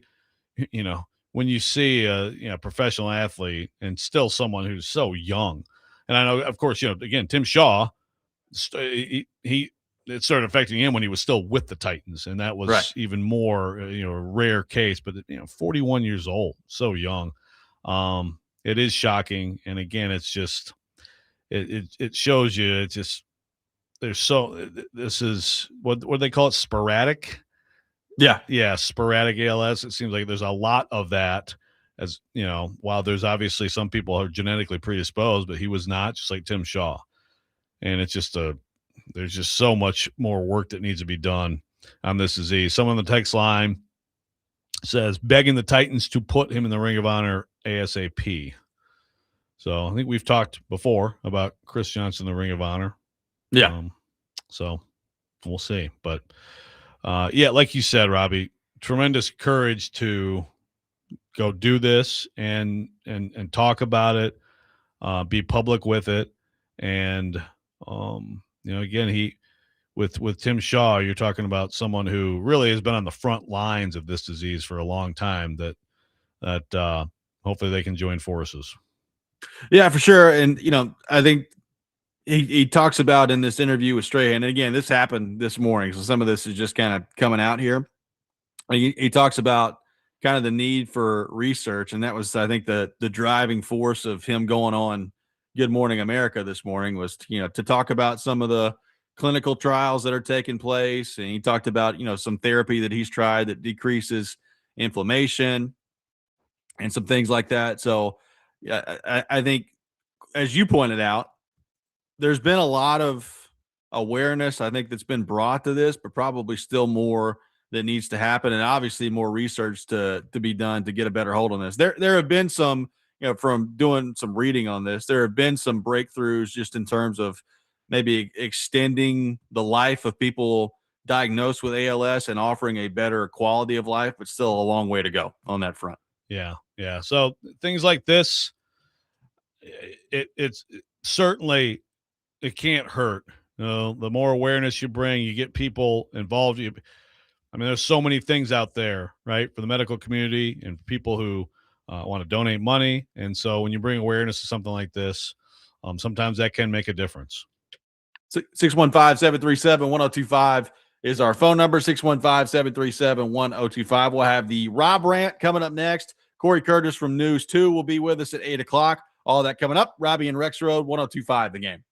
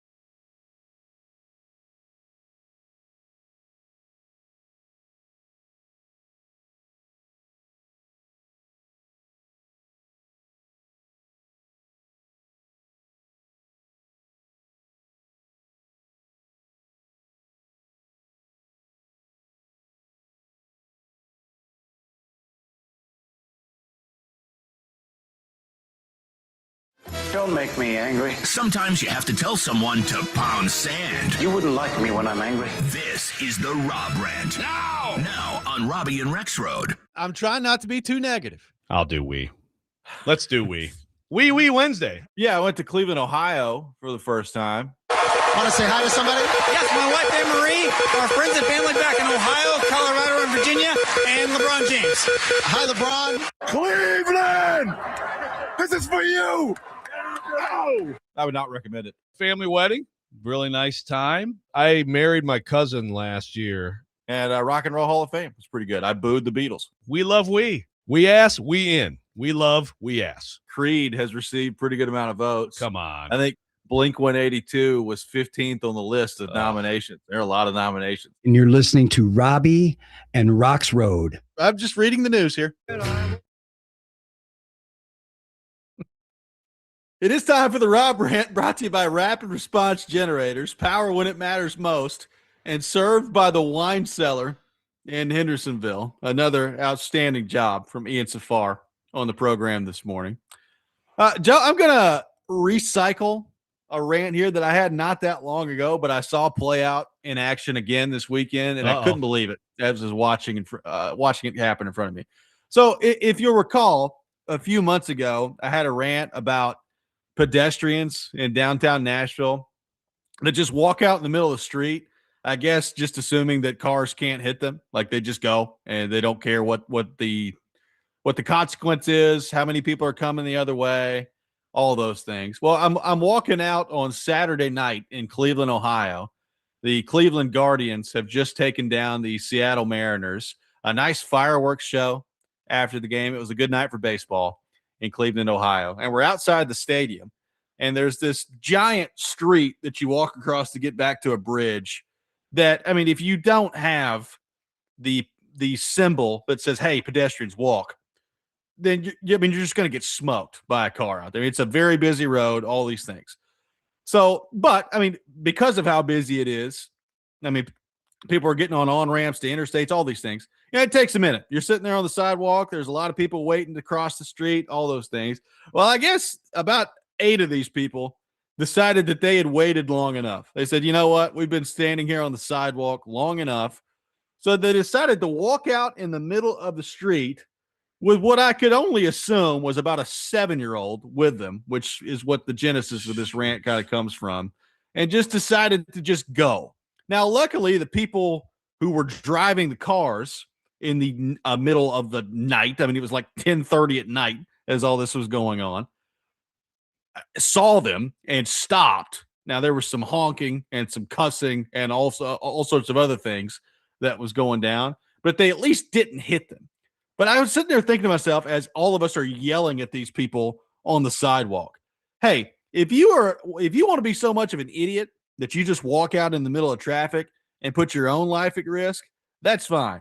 When you start like pulling your 7-year-old out there, that's a huge problem. And there were no policemen over there. I can only imagine what they would have said and done had they seen this. But like, it was probably 500 people on this sidewalk, and we were all just screaming at this dude of, what are you doing?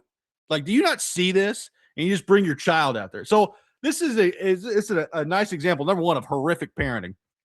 But number two of, if you really sit there and think about it, you saving, and this is the genesis of all this, you saving an extra 2 minutes or saving an extra 30 seconds or saving an extra 5 minutes, is it really worth some of the risks that we as a collective society put ourselves through in order to save 30 seconds of time in the grand scheme of things? Like, is it really worth walking in the middle of traffic and dragging your 7-year-old behind you to save 45 seconds to cross the road because you're tired of waiting on the sidewalk? Like, I just do not for the life of me understand how people develop this mindset where they just can't wait anymore.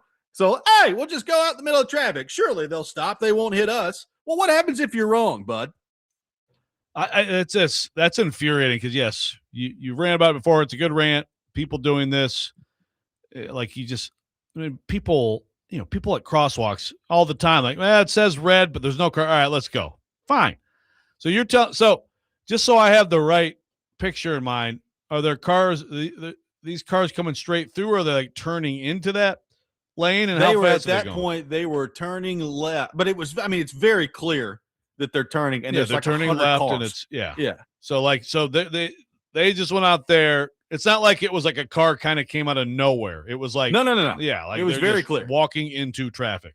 Yes. Like at that time, at that spot, there are people who like are probably operating vehicles who shouldn't be operating vehicles, right? Yes. Like especially in a situation like that.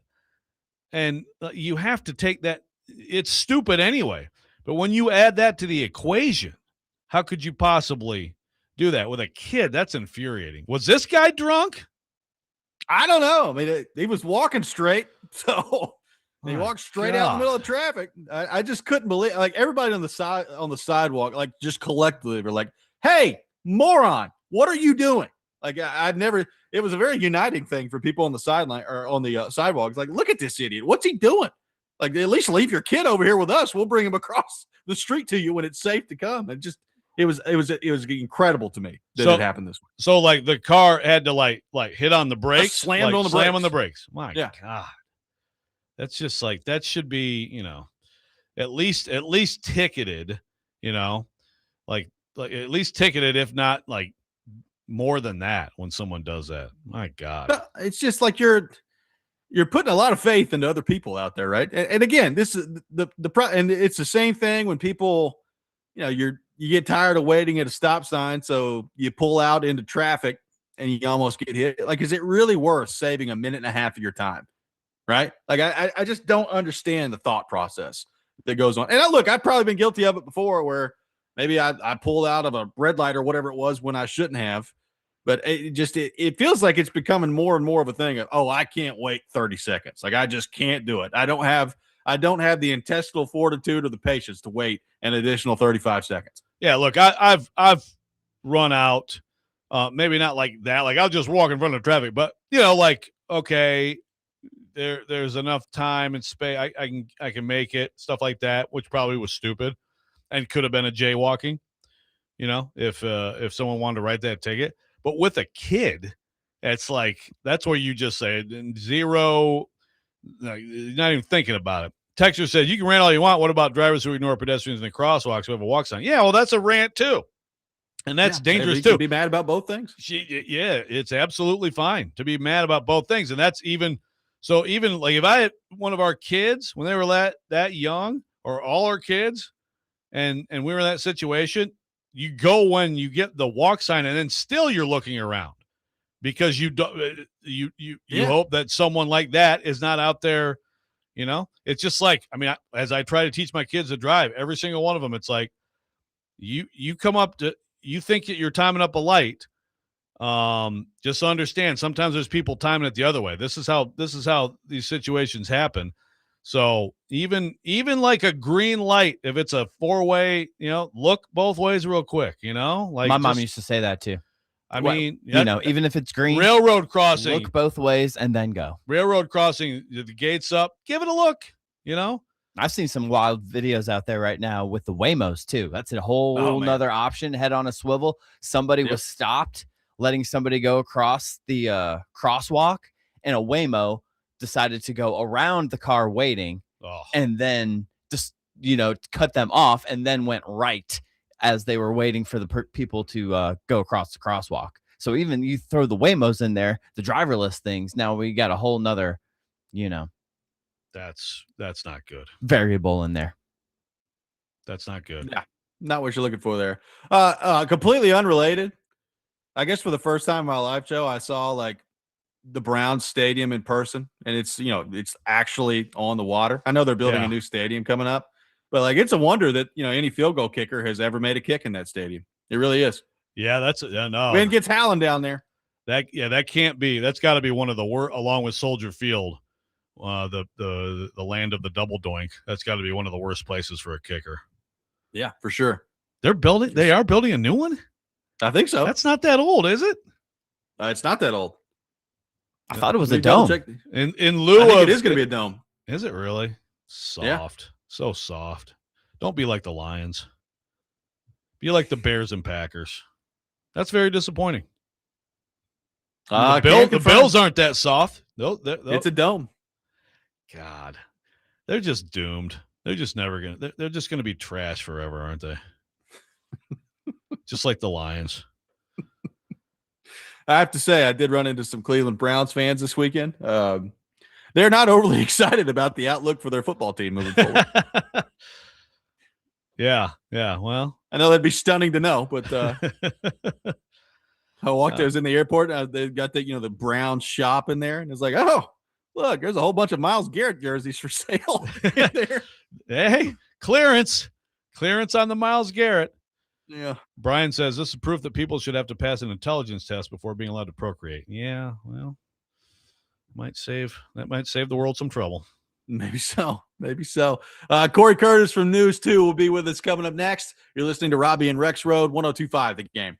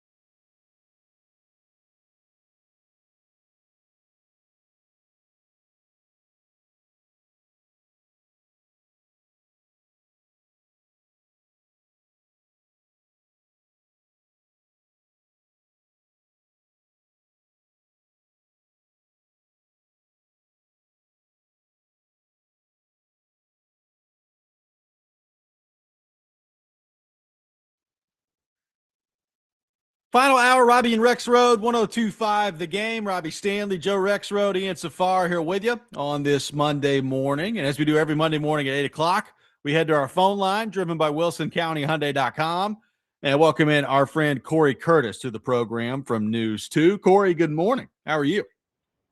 I am spectacular today. How are you guys? Is the studio still clean?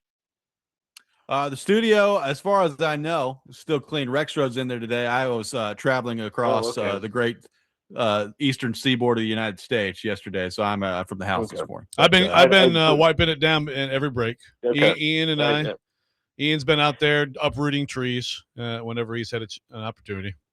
He's like Johnny Appleseed of Cromwell Media. Yep, team effort. That's right. That's right. Well, Cory, just some awful news this morning. Chris Johnson went on Good Morning America and made the announcement that he has been diagnosed with ALS. Unfortunately, we are familiar with that in this city when it comes to Tim Shaw with the Tennessee Titans as well. But obviously, just horrific stuff there. And I just wonder kind of what your reaction is and any comments you may have on the Chris Johnson front. Well, I mean, it's shocking and it's incredibly sad and devastating. And I just, maybe because it's 2 Tennessee Titans now, it just feels like it's way too prevalent. And, you hope, I guess you hope that these high profile cases renew the interest in people donating towards the research, because we know when Timmy came down with it and they had the ice bucket challenge, the amount of money that came in for ALS research was staggering compared to what they'd ever gotten, and it made a difference. They were able to progress in some of their research with that, and it's also it's a cruel disease because it's not the same for everybody. In the way it sets in, how quickly it sets in, or how slow it, and it's just.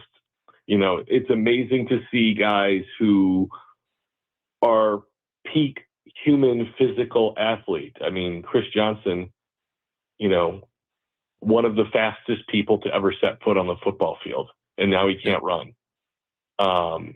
It's devastating. And, just again, for me, it's help them figure something out to help others. Yeah. And to that point, no question, Cory. I mean, obviously there are a lot of insidious diseases, but I don't know. It's hard, it's hard to find one much worse than ALS. And I feel like others, we've made progress, maybe more with others. We did have a listener who actually mentioned his girlfriend works at Vanderbilt on ALS research, and the state gave Vanderbilt $11 million this year, according to Tom here on the text line, for research on it. But and Tim Shaw has been, of course, integral there. I mean, I feel like, and maybe it's more because it's in this market and we see it, but I do feel like he has done a lot for it, certainly locally, getting people aware and involved. I would also think, Cory, that he'd be a good resource, right, obviously, for his former teammate here. Yeah. And I know, Tim is, in a position where he doesn't speak, he uses the board and the wheelchair, but he still participates in Titans special teams meetings. Yeah. And I know he was also renovating historic homes in the Nashville area, even after he lost his ability to speak, really. And so he has found a way to keep going. And, I knew Tim pretty well when he was a player, and, he was a pretty driven guy then. I still remember, I still remember the way that all went down. Cause he was in our studio doing stuff with me, and then he didn't make the team the next year, and cause they couldn't figure out why he had slowed down so much. And then they found out that he had ALS, and it was devastating. It was devastating, but he's still alive, and he's still functioning, and he's still staying active as he can, and mentally engaged. And, we'll see how CJ does. CJ was, always a different guy, but I would say always a positive guy as well. And we'll see, what his attitude is towards attacking this. Well, I think back, when you look back at the entirety of the Titans, Corey, I mean, they've had, several guys that were fun to watch, right? Like McNair at his height was a lot of fun to watch. Obviously, Derrick Henry, a lot of fun to watch. I think Chris Johnson at his peak you tell me, may have been the most exciting just from the standpoint of like, it felt like there was a ticking time bomb back there that could break off an 85-yarder at any point just with how fast he was. I would say it's not even close. I mean, obviously Derrick has a lot of long runs and was incredible in the way he did it. But when I watched Chris Johnson those first couple of years, I would tell everybody, when I would talk to the media for the other teams they were going to play for the first time, they were going to see CJ for the first time. I said, he will probably go 80 against you because your guys won't know the proper pursuit angles against him. Right. And that's what happened is people took angles on him and he just blew right by it. He had a game against the Texans that is still down there in history where it just seemed like he was running all day. And, the instant acceleration was absolutely incredible. And I always make this comparison when I talk about guys with speed. There are certain guys who are so fast, it looks like their feet never touch the ground. Yeah. And he is one of those guys. So someone texted Corey earlier about Chris, and the Ring of Honor. And I don't think you do something like that, like as a response to something like this. But I think he was someone that we've talked about before about that. What do you think about him in the Titans Ring of Honor? Well, Terrell Davis is in the Hall of Fame after 5 years. Al Sayers is in the Hall of Fame after, wasn't it 5 years as well? I think so, yeah. Yeah. His duration was not long, but it was spectacular. And he does have a 2,000-yard season to his credit. And he does have an All-Pro, I believe, to his credit that year. And so I could see him being in there. I am not disparaging Frank Wycheck. He absolutely deserves to be in the Ring of Honor. But he didn't put up numbers. I know he's a tight end, but he was not the force that Chris Johnson was, for the Titans. And you could argue, Eddie George, when he was here, as good and as strong and as dominant as much as he carried the load for this team, he was not the lightning rod for the offense that Chris Johnson was. I don't know if you remember who the receivers were for those Titans team. It wasn't great. All right. And was Nate one of their guys, or did they pick up him along the way? I'm trying to remember when Nate came in. Or was it just like Justin Gage and, some other guys, but just the McCarrons. Right. But CJ, they had Algie Crumpler. But CJ was, it. When the Titans started 0-6 or 0-8? I think it was 0-6. 0-6. That's when Jeff Fisher changed the plan of the season and just said, we're going to get CJ to 2,000 yards. And it turned the season around. They almost made the playoffs.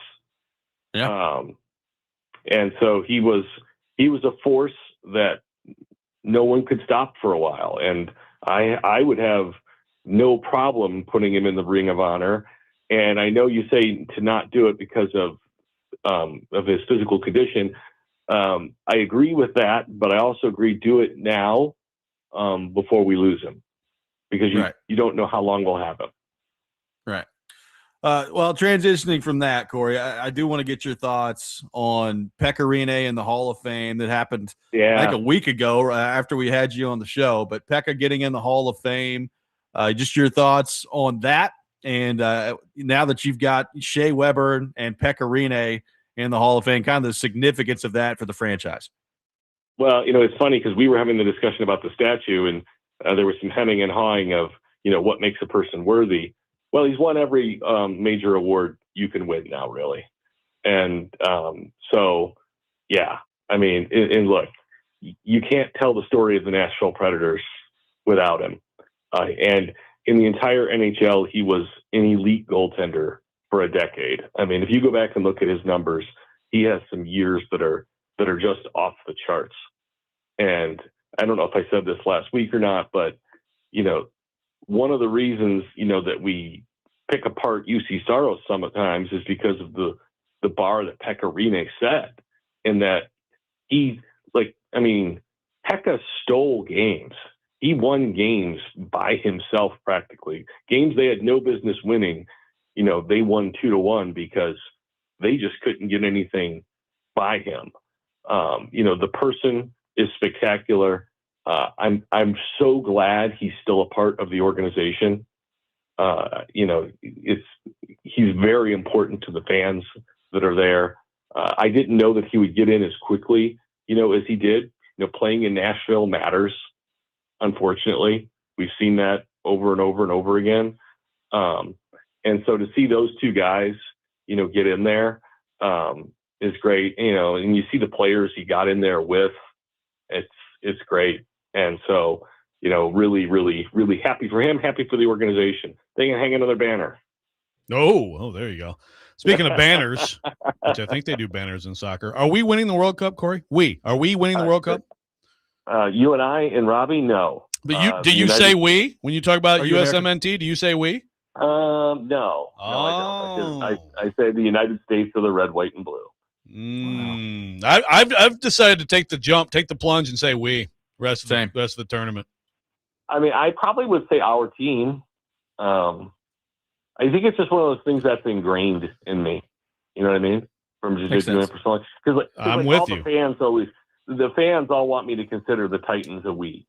Yeah. And so look, but we are all Americans without question.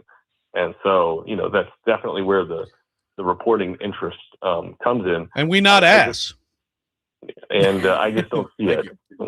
Yeah, no. Our team is very good. That's right. What's his name? The legendary coach. I saw the interview with him on ESPN yesterday. Pochettino? He was no. Pep. He was saying without question, easily the best American team ever. Yeah. Just from a talent point of view, pointing out all the players who played overseas, being something that we have not had before. But I just, I think we should beat Bosnia, but even after that, it gets tough. Because it's most likely Belgium. Belgium's ranked ahead of us. Belgium's good, and then you got to win 3 more after that against teams that are even better. So if they could make it to the round of 8, I think it would be really spectacular for American soccer. If they made it to the round of 4, it would be legendary. And if they won the whole thing, it would be akin to the Miracle on Ice. That's the second time it's been brought up. Yes, I like that. But I agree. It takes all those wins to start to add up to that one. Yeah, for sure. They have made a Miracle on Ice commercial with it. Have you seen the Eruzio commercial? Yeah, I did. I think I enjoyed that. That's good stuff. Corey, thank you, sir, for being with us this morning. We appreciate your time as always. Happy 4th of July to you, and we'll talk to you next week. All right. Hey, everybody be safe. All right. I love blowing stuff up as much as everybody else, but just don't be stupid. I see a lot of stupid out there sometimes. And, if you're handling ordnance of any kind, please be careful. Yes, that is very well said. Very well said. Cory Curtis with us every Monday morning at 8 o'clock here on the program from News 2. We'll take your thoughts at 615-737-1025. React to what Corey had to say coming up next. Robby and Rexrode, 1025 The Game.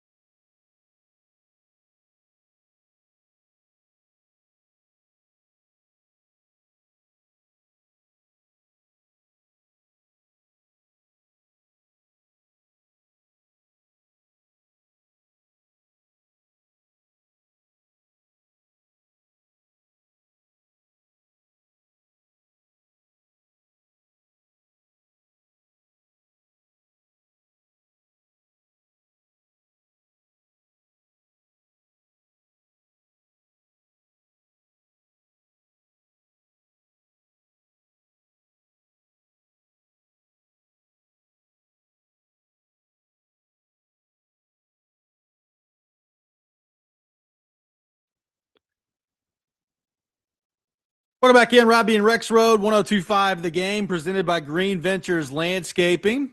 Property managers, if you manage it, they maintain it. Visit greenventureslandscaping.com. We are live from our Busy Bee Plumbing, Heating, and Air Conditioning Game Nashville studios, home of the $99 yearly Beehive membership, where the buzz is always about great service. Appreciate Cory Curtis from News 2 for being with us in the last segment. If you missed it, the news of the day, former Titans running back Chris Johnson has revealed that he has been diagnosed with ALS, and that happened this morning on Good Morning America on ABC. He sat down with Michael Strahan and revealed that he'd been diagnosed with ALS last year. The disease has spread rapidly. Jim Wyatt from TennesseeTitans.com has put together a piece on the Titans website as well, talking about CJ now using his eyes to trigger a speech-generating device to speak.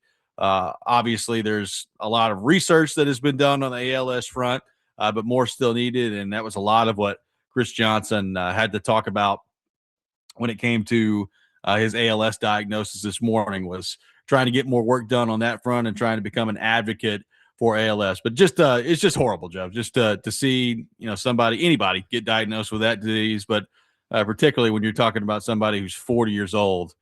Just really sad to see Chris Johnson and to hear him announce this morning that he has been diagnosed with ALS. It's absolutely awful. Credit to him for doing this the way he did it. Credit to him for fighting it. He's got an incredible ally in his former teammate Tim Shaw. It's just for people who don't know much about ALS, it's an insidious, terrible disease, and so much work needs to be done on it. I'm going to read this from Batter's Box Mike, who says, "My father was diagnosed with ALS in February of 2021, passed away March 19, 2023. In a 2-year span, the disease formed brain cancer, lung cancer, and colon cancer. It's a horrible disease. Side note, the last Titans home game my father and I attended together, CJ was starting running back." Yeah, that's cool stuff from Batter's Box Mike. Appreciate you sharing that with us. Yeah, I mean, we've had a lot of people kind of bringing up some CJ memories today. And I would agree with Cory, on the field. I mean, they've had some great players, right? Like Derrick Henry was a great player. Derrick Henry, to me, is probably, I don't even know if it's really arguable. Derrick Henry is the greatest running back they've ever had. He's one of the greatest players they've ever had. McNair won a co-MVP, and some of the things that McNair would do on the field in clutch situations. I mean, you're talking about quarterback and, the toughness that he displayed. I mean, it was a lot of fun to watch.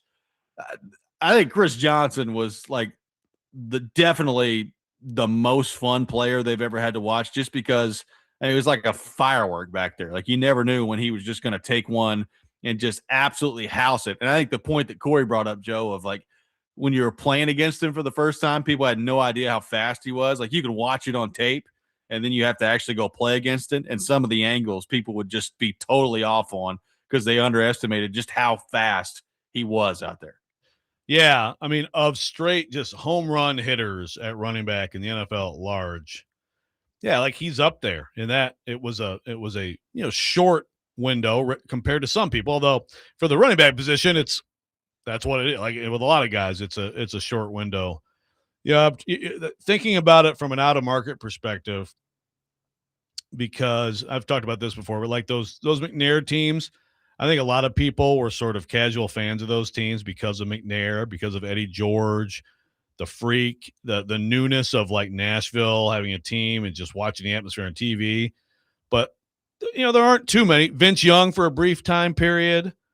But before I got to this market, there weren't too many people where you're like, I want to see these Titans highlights. I look for, I want to see what happened this.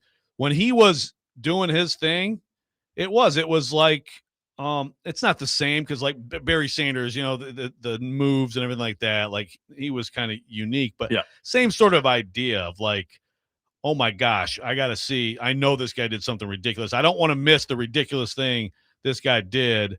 Because he probably did it. Think about Michael Vick when he had his run, early in his career, and some of the runs he had, or some of the home run hitters in this league.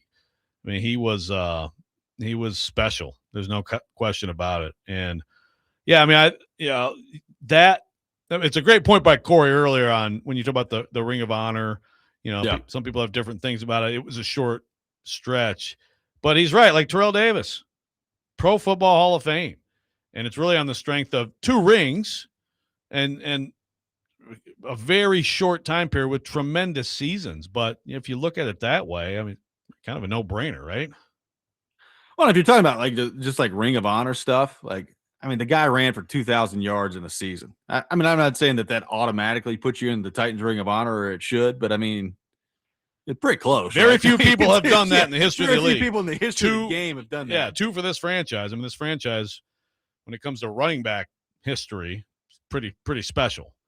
But yeah, like that season alone, I think absolutely merits that consideration. Well, and by the way, he still holds the NFL single season record for yards from scrimmage. Like that year he ran for 2,000 yards. He had 2,509 yards from scrimmage. Had 503 yards receiving that year too. So you're talking like, I mean, McCaffrey came close a few years ago to breaking it. Marshall Faulk back in '99 with the Rams had 24-29, but he still holds the single season yards from scrimmage record.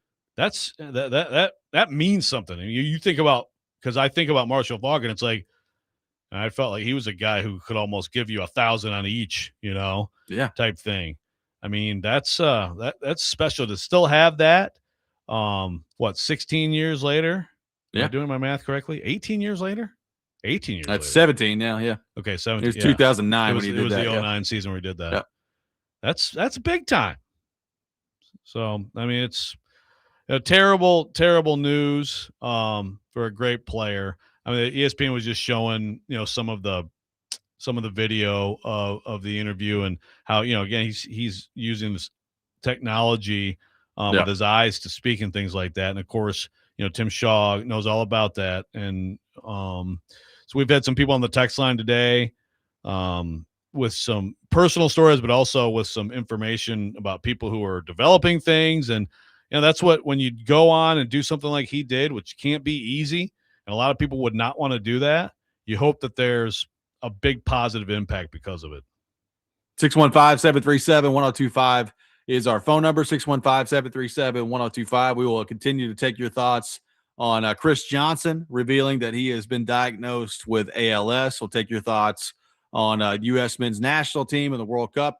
All that more coming up. Robby and Rexrode, 1025 The Game.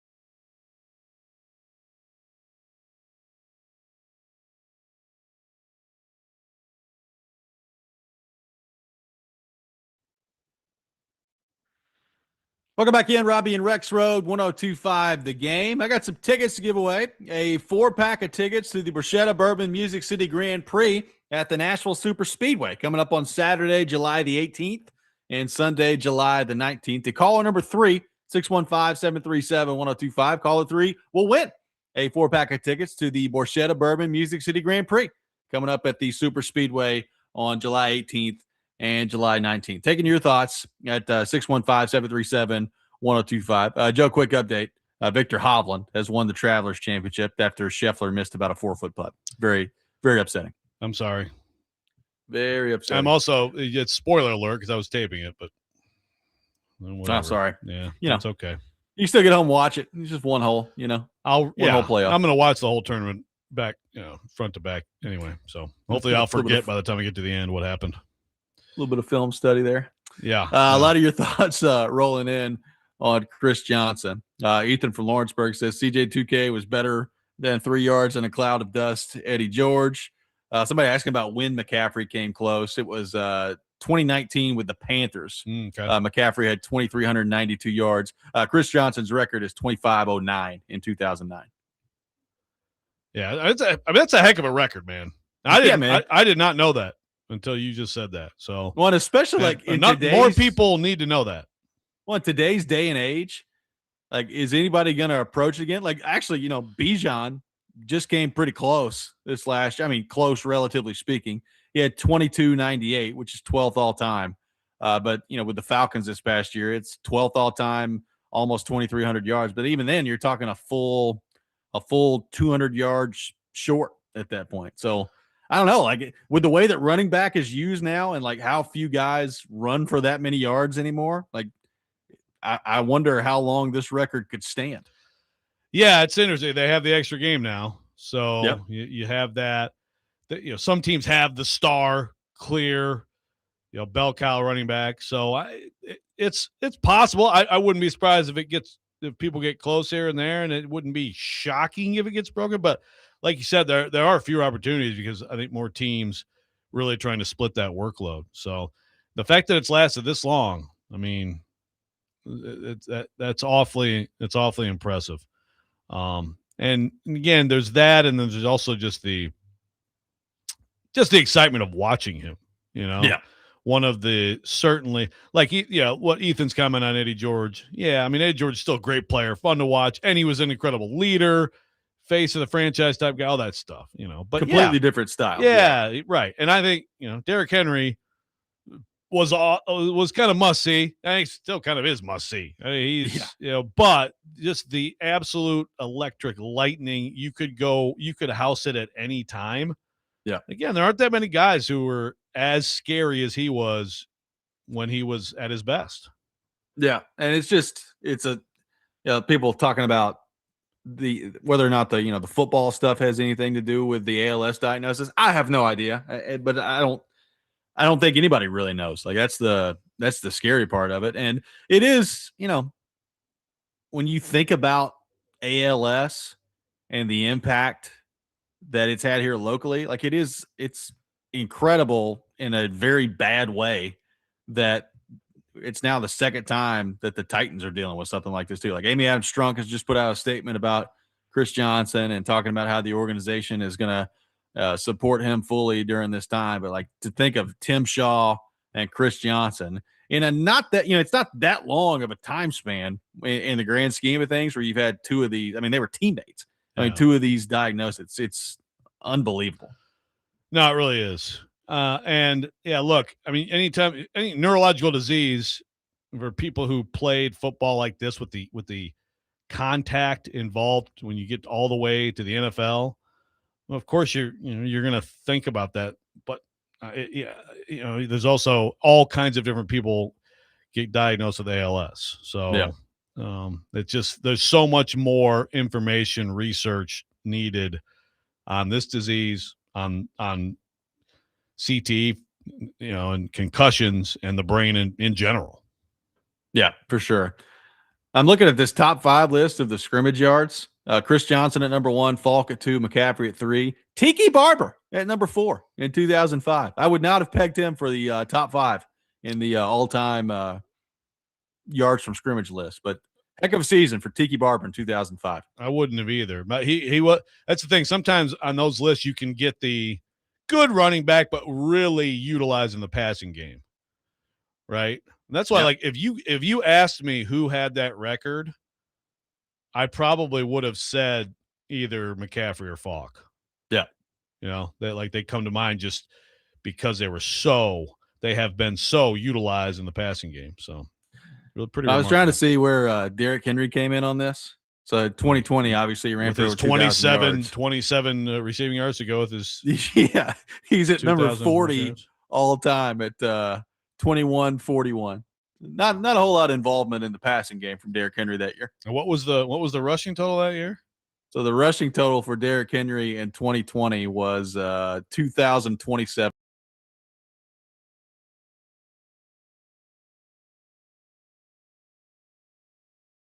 Year where like they just tried screen passes with him and it just didn't work. Well, yeah, because in 2019 they opened that game in Cleveland with that Arthur Smith throwback screen, and he houses it, and he probably had probably 4 or 5 more big plays on that play that year. And then by 2020, it was like, the throwback screen's not working anymore, guys. They kept trying it. They tried some variations on it too, but for a minute there, when you get the whole flow going with him, like it's an outside zone going right, and then he leaks out, and you give him that much space, that was scary for defenses. But I'm still waiting on I'm waiting on some offensive coordinator that has Derrick Henry at his disposal to use the wheel route at some point. Just let him go up and high point the ball. Hasn't happened yet. I seriously want to see it. When he gets going with a full head of steam, he's still extremely fast. And who's boxing him out? Nobody. The guy, he obviously doesn't have what someone said he had like Edward Scissorhands hands early in his career. But how do we know? They never not bad. Well, he's caught the ball. Yeah, he's not a route runner, but the wheel route is that's just out and up, baby. Yeah, exactly. Just sprint. No, if it doesn't get tried before his career is over, it's a crime against football. It is like his last year with the Titans. He caught, let's see here. He caught 33 balls. Yeah. 33 balls last year with the Titans. Yeah. It's not nothing. Actually, second to last year, 33 balls and then 28 balls. He's only caught season high in Baltimore is 19. So they're not throwing him the ball enough in Baltimore. No. That's what I'm taking away from this conversation. Yeah. And again, even if you don't normally involve them, just try that one time. Dennis on the text line says, when the rumor started last night, I was telling my son about when CJ was drafted, and a lot of us fans were like, a running back from ECU? And then I went to a preseason game against the Rams. CJ took off. You knew he was special. Yeah. I've heard people talk about that preseason game where it was like he just had one run where it was like, what? Who the heck is this guy? Yeah, we talked about it a couple weeks ago. They handed him the ball like one time, and he took off running. I was like, oh, yeah, okay, that's cool. I'm good with that first round pick. Like it was, in a league where you're talking about, some of the best athletes in the world that are all to some degree fast, right? Like, even the slow guys in the NFL, if it's just like compared to you and me, they're fast guys.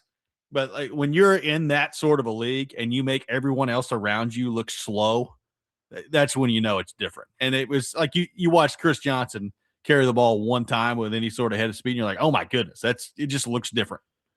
Yeah. Like I'm trying to think of who else. I think that was true of Michael Vick in his early years when he would take, it's like he could absolutely house it at any time and everybody looks like they're standing still. Deshaun Jackson. Yep.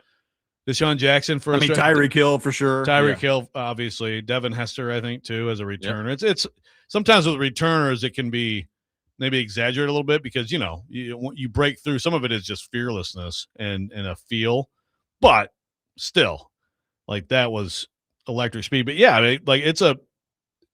you don't even always necessarily have a guy like that at a particular time in the NFL. No. No. You really don't. I'd love to know what. I don't remember what was his best 40 time. Did anybody remember? I think it was a 4.24. Yeah, 4.24. I think it was 4.24. Okay. Yeah, 4.24 is pretty good. I think he had the record for a good minute. Rocket Ismail was like a 4.18. Yeah, or something like that. Yeah, that's absurd speed. Yeah, it was 4.24 is what he ran at the combine. So it's pretty ridiculous. So, I mean, very sad stuff. And again, more stories coming out and more information coming out on the Chris Johnson front, and we'll keep you updated on that. As far as the Ring of Honor is gone, or it goes, like, he's going to get in there at some point. The more I think about it, Joe, the more I'm kind of on Cory's side of, well, let's just do it then. Like, you know what? If he's going to get in there, like, I think we all know he's going to get in there at some point. So let's just do it. Right. Yeah. This has got to accelerate it. And, you don't want to, like Amy Adams Strunk puts out a statement. It's like you're going to immediately, but yeah, you would think that it would make sense to whatever the order was, wherever they were on because they've been honoring Oilers guys. There's a lot to it, but I think you have to mix up the deck if it wasn't going to be real soon and accelerate it.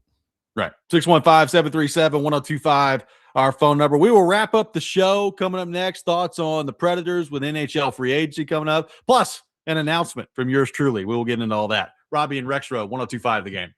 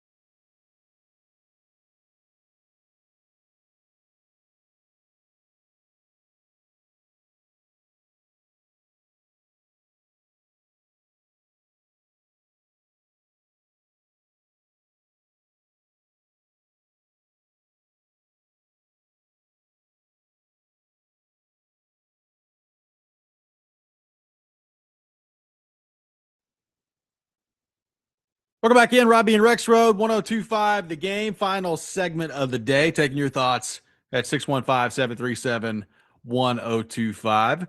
Joe, a quick announcement here on the program. For those of you who may or may not know this, I have worked for NHL.com for on and off the last, I guess, decade plus. My first season with NHL.com was 2014-15.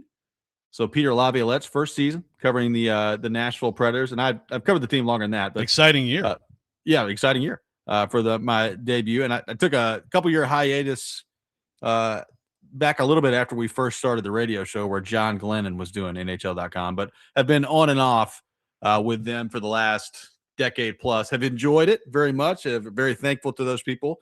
I am stepping away from NHL.com duties.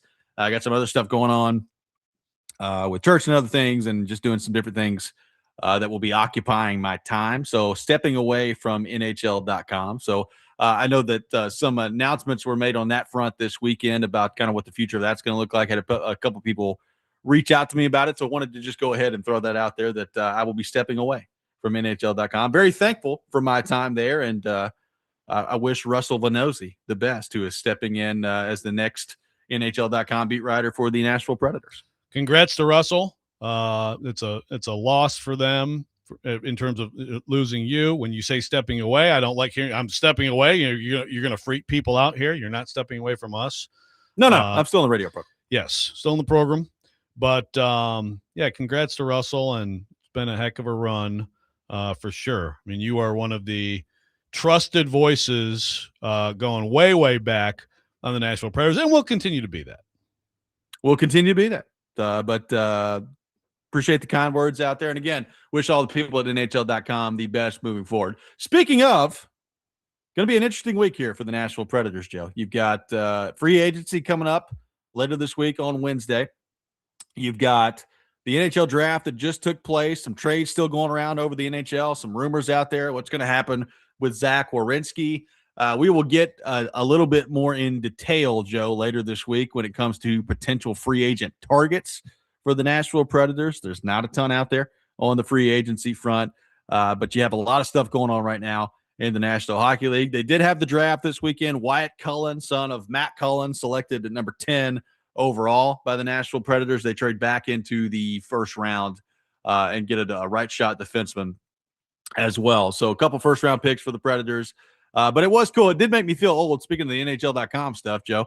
Like, I remember at the early part of that, Wyatt Cullen walking around the arena as a child, and now he has been drafted by the Nashville Predators. Yeah, man. It's just gonna get worse in that regard too, you know? Like, I feel like I'm like closing in on covering some grandchildren of people that are seeing grandchildren of people I covered who are like becoming prominent athletes. But yeah, good. I think, good to get a skilled winger. You hope that someday down the line you're hearing about, you're hearing about Brady Martin setting up Wyatt Cullen for goals, and that he's going to be one of those guys who's going to be a top 6 forward for this franchise. They need to, with these picks, they're going to draft forwards. They need a top 6 in years to come that can be competitive and be competitive at the top of the league. And so you hope that he's going to be one of those key pieces, just like Brady Martin from a year ago, and Matthew Wood as he elevates, and you hope that he keeps coming and improving and entrenching himself. A lot of people I've learned today, Joe, upset with Corey Pronman with his draft grade that he gave the Predators, which was a C+. Yeah. Apparently others around the league a little bit more friendly when it comes to the Predators in the draft grade, but C+ from Corey Pronman. He is not a popular man on our text line right now. Yeah, people are after now. As I mentioned, Scott Wheeler counted the Preds among his win. He did a winners and losers, and had the Preds among his winners, and in particular loved the Cullen pick. But yeah, look, if you, for the most part, if you are a fan of a professional sports team, most years, most draft, you can find someone to give your team an A on a draft. Sure. Yeah. Now, maybe not Jags fans. Like, maybe not Jags fans this year. Yeah. Maybe, I don't know. Maybe everybody gave them an F. But maybe even somebody in Jacksonville gave them an A, right? I mean, if you're a Titans fan, you remember when your general manager drafted people, and apparently every GM in the league called him in the immediate aftermath of the pick and just said, "Hey, that was our guy, man. You took him." Oh my gosh, every single one of your picks is amazing. And You that's hired who every we coach wanted. you wanted to hire, and you picked every player you wanted to pick, and you won 3 games. Amazing. Yeah. You also remember, like I remember, the 2019 Titans draft, by the way, which at the time, I bet you if you went back, you would not have A's across the board on that draft. There are people that hated the Simmons pick when they made that. Yes. And of course, that was one of the all-time great Titans drafts. And the immediate reaction was not that. It was not total celebration. A lot of guys in that draft who end up being key players, you just didn't know they would be. I mean, A.J. Brown was probably the one everybody was like, oh, that's pretty good in the second round, But yeah. But, I mean, other than that, it wasn't widely celebrated draft, and we saw how it turned out. And we saw how drafts right after that turned out, too. That probably had some pretty good – I bet you can find an A for like the 20 or 21 somewhere in the NFL, stratosphere. You can find an A for the 20 or 21 Titans draft. So it's fine, Well, you said it earlier, Robbie. In particular, in this league, the NHL, man, talk about an inexact science. It's beyond that.